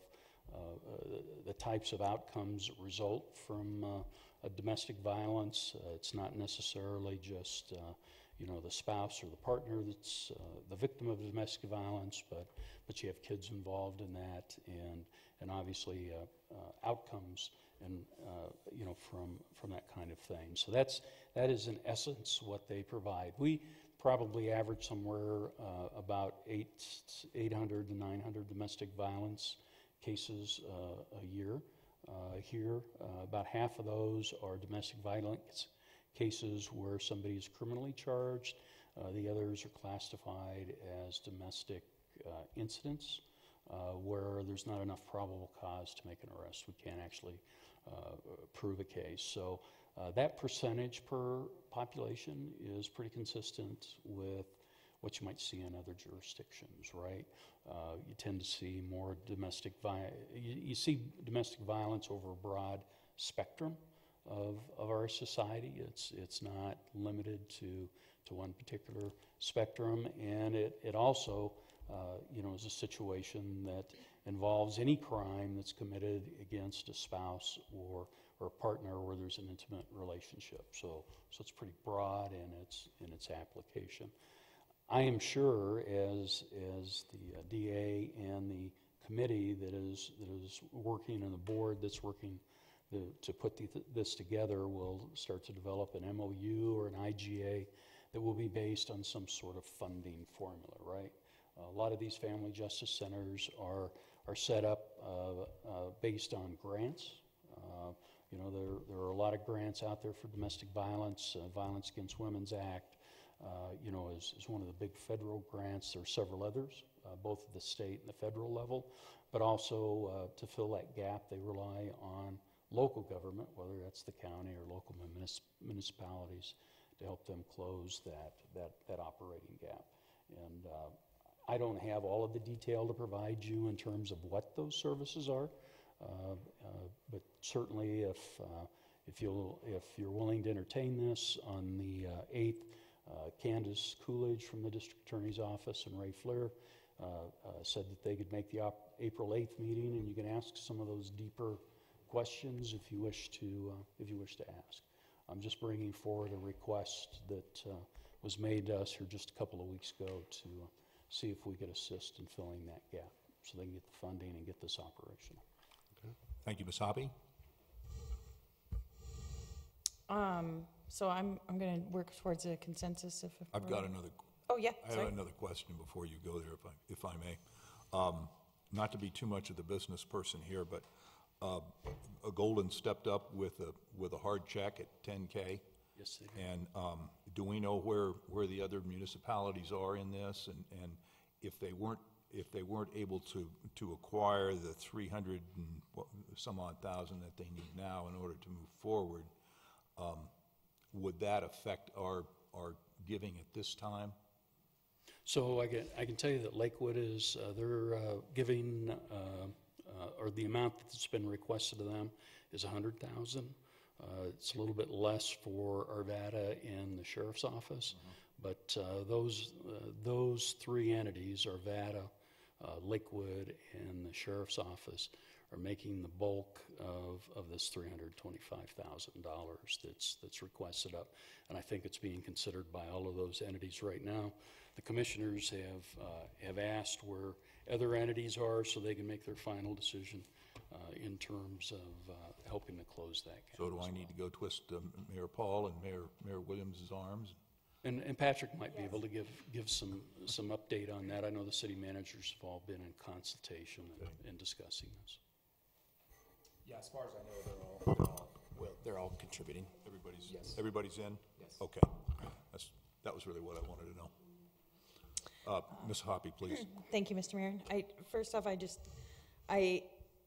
I hope that with the creation of this Family Justice Center that we'll be able to see less incidences and see more support of victims leaving their abusers and for more long-term effects. I worked with youth for a long time and with the family tree, and while I didn't work directly with their parents who were in the system because of domestic violence, I got to work with the aftermath with the youth that got to witness that. And so I really hope that this makes a long-term difference in our community.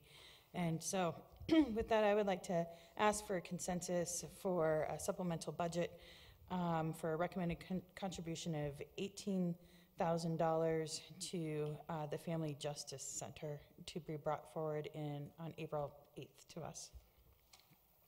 Thank you. We have consensus on it. Thank you very much, Chief. Thank you for bearing with us tonight. Wasn't your short meeting? It was tough, but you know you did it. All right. Thank you so much. That concludes item number 3 on our agenda.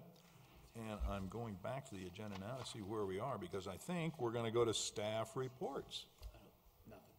Nothing? Nothing from Mr. Goff tonight. We'll go to elected officials' reports. Mr. Keeter. Only to note, I notified Ms. Shaver, but I will be out of town next Monday, and so will not be able to attend the meeting on Monday. Thank you very much. We may not have a quorum. Well, that was before David was on, I think. I think Janice, Larry, I don't know if he's still out. Are you out the 25th? Zach, David, or Zach, I'm sorry, George.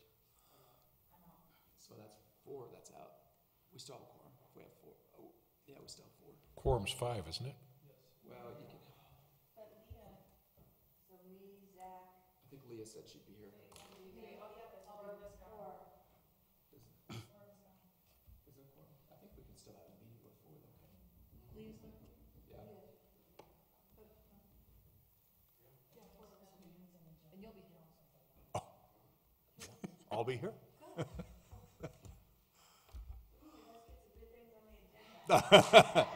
Okay. Well, let us be mindful of the hour tonight, because if I don't get home at some point, I may not be here next week. So, do we have more information from our electeds, Mr. Matthews? Thank you, Mr. Mayor. Mr. Goff was out of town last meeting, and we all rushed out of here so fast to try and make a new record for a short meeting. I forgot to bring this up for elected officials, so I will announce it and let Mr. Goff finish. But I received this email from him that the notice of quiet zone establishment for the G line in Wheat Ridge and Arvada was submitted last Thursday to RTD. That's a couple weeks ago. There is now a 21-day notice period before the FRA can approve the quiet zones on the G line, and do you have an update on that? If I can speak, I don't. The 21 days I believe is up March 28th, 29th would be the 21 day. So, I don't. We were in DC. We were trying to get a meeting with the FRA, but the ones that we needed to talk to all were in Louisiana, I think, New Orleans or something. So we couldn't grab a meeting with them. So I haven't got an update since then. The good news is, though, I think they're rushing the quiet zone application because somebody from the FRA is retiring or leaving soon, so they want to get this in before that person's gone, so that they get it finished. And they're tying this, my understanding, is to a potential opening very soon. So don't have a date yet, but it could be somewhere around March 29th. I can't confirm that, but. Well, for all my folks out there in District 4 who are closest to that, please bear with us and have patience. But hopefully we're creeping to an end point here. I'll tell you that on, I think it was March 8th, on Friday, I did go to the 50th anniversary celebration for RTD down at Union Station, and both the chairman of the board and the executive director for RTD were in a very good frame of mind, because this 21-day notice was running concurrently with another 21-day notice, and so they were more optimistic than I've seen them before. So, is there any other business to come before our council in the study session tonight? Thank you all for, Ms. Davis. One last thing, we have an urban renewal meeting tomorrow, if anyone's interested. Thank you, and please, for all of our citizens and folks in the room, look forward to NRS meetings this week. And with that, we will stand adjourned. Thank you so much.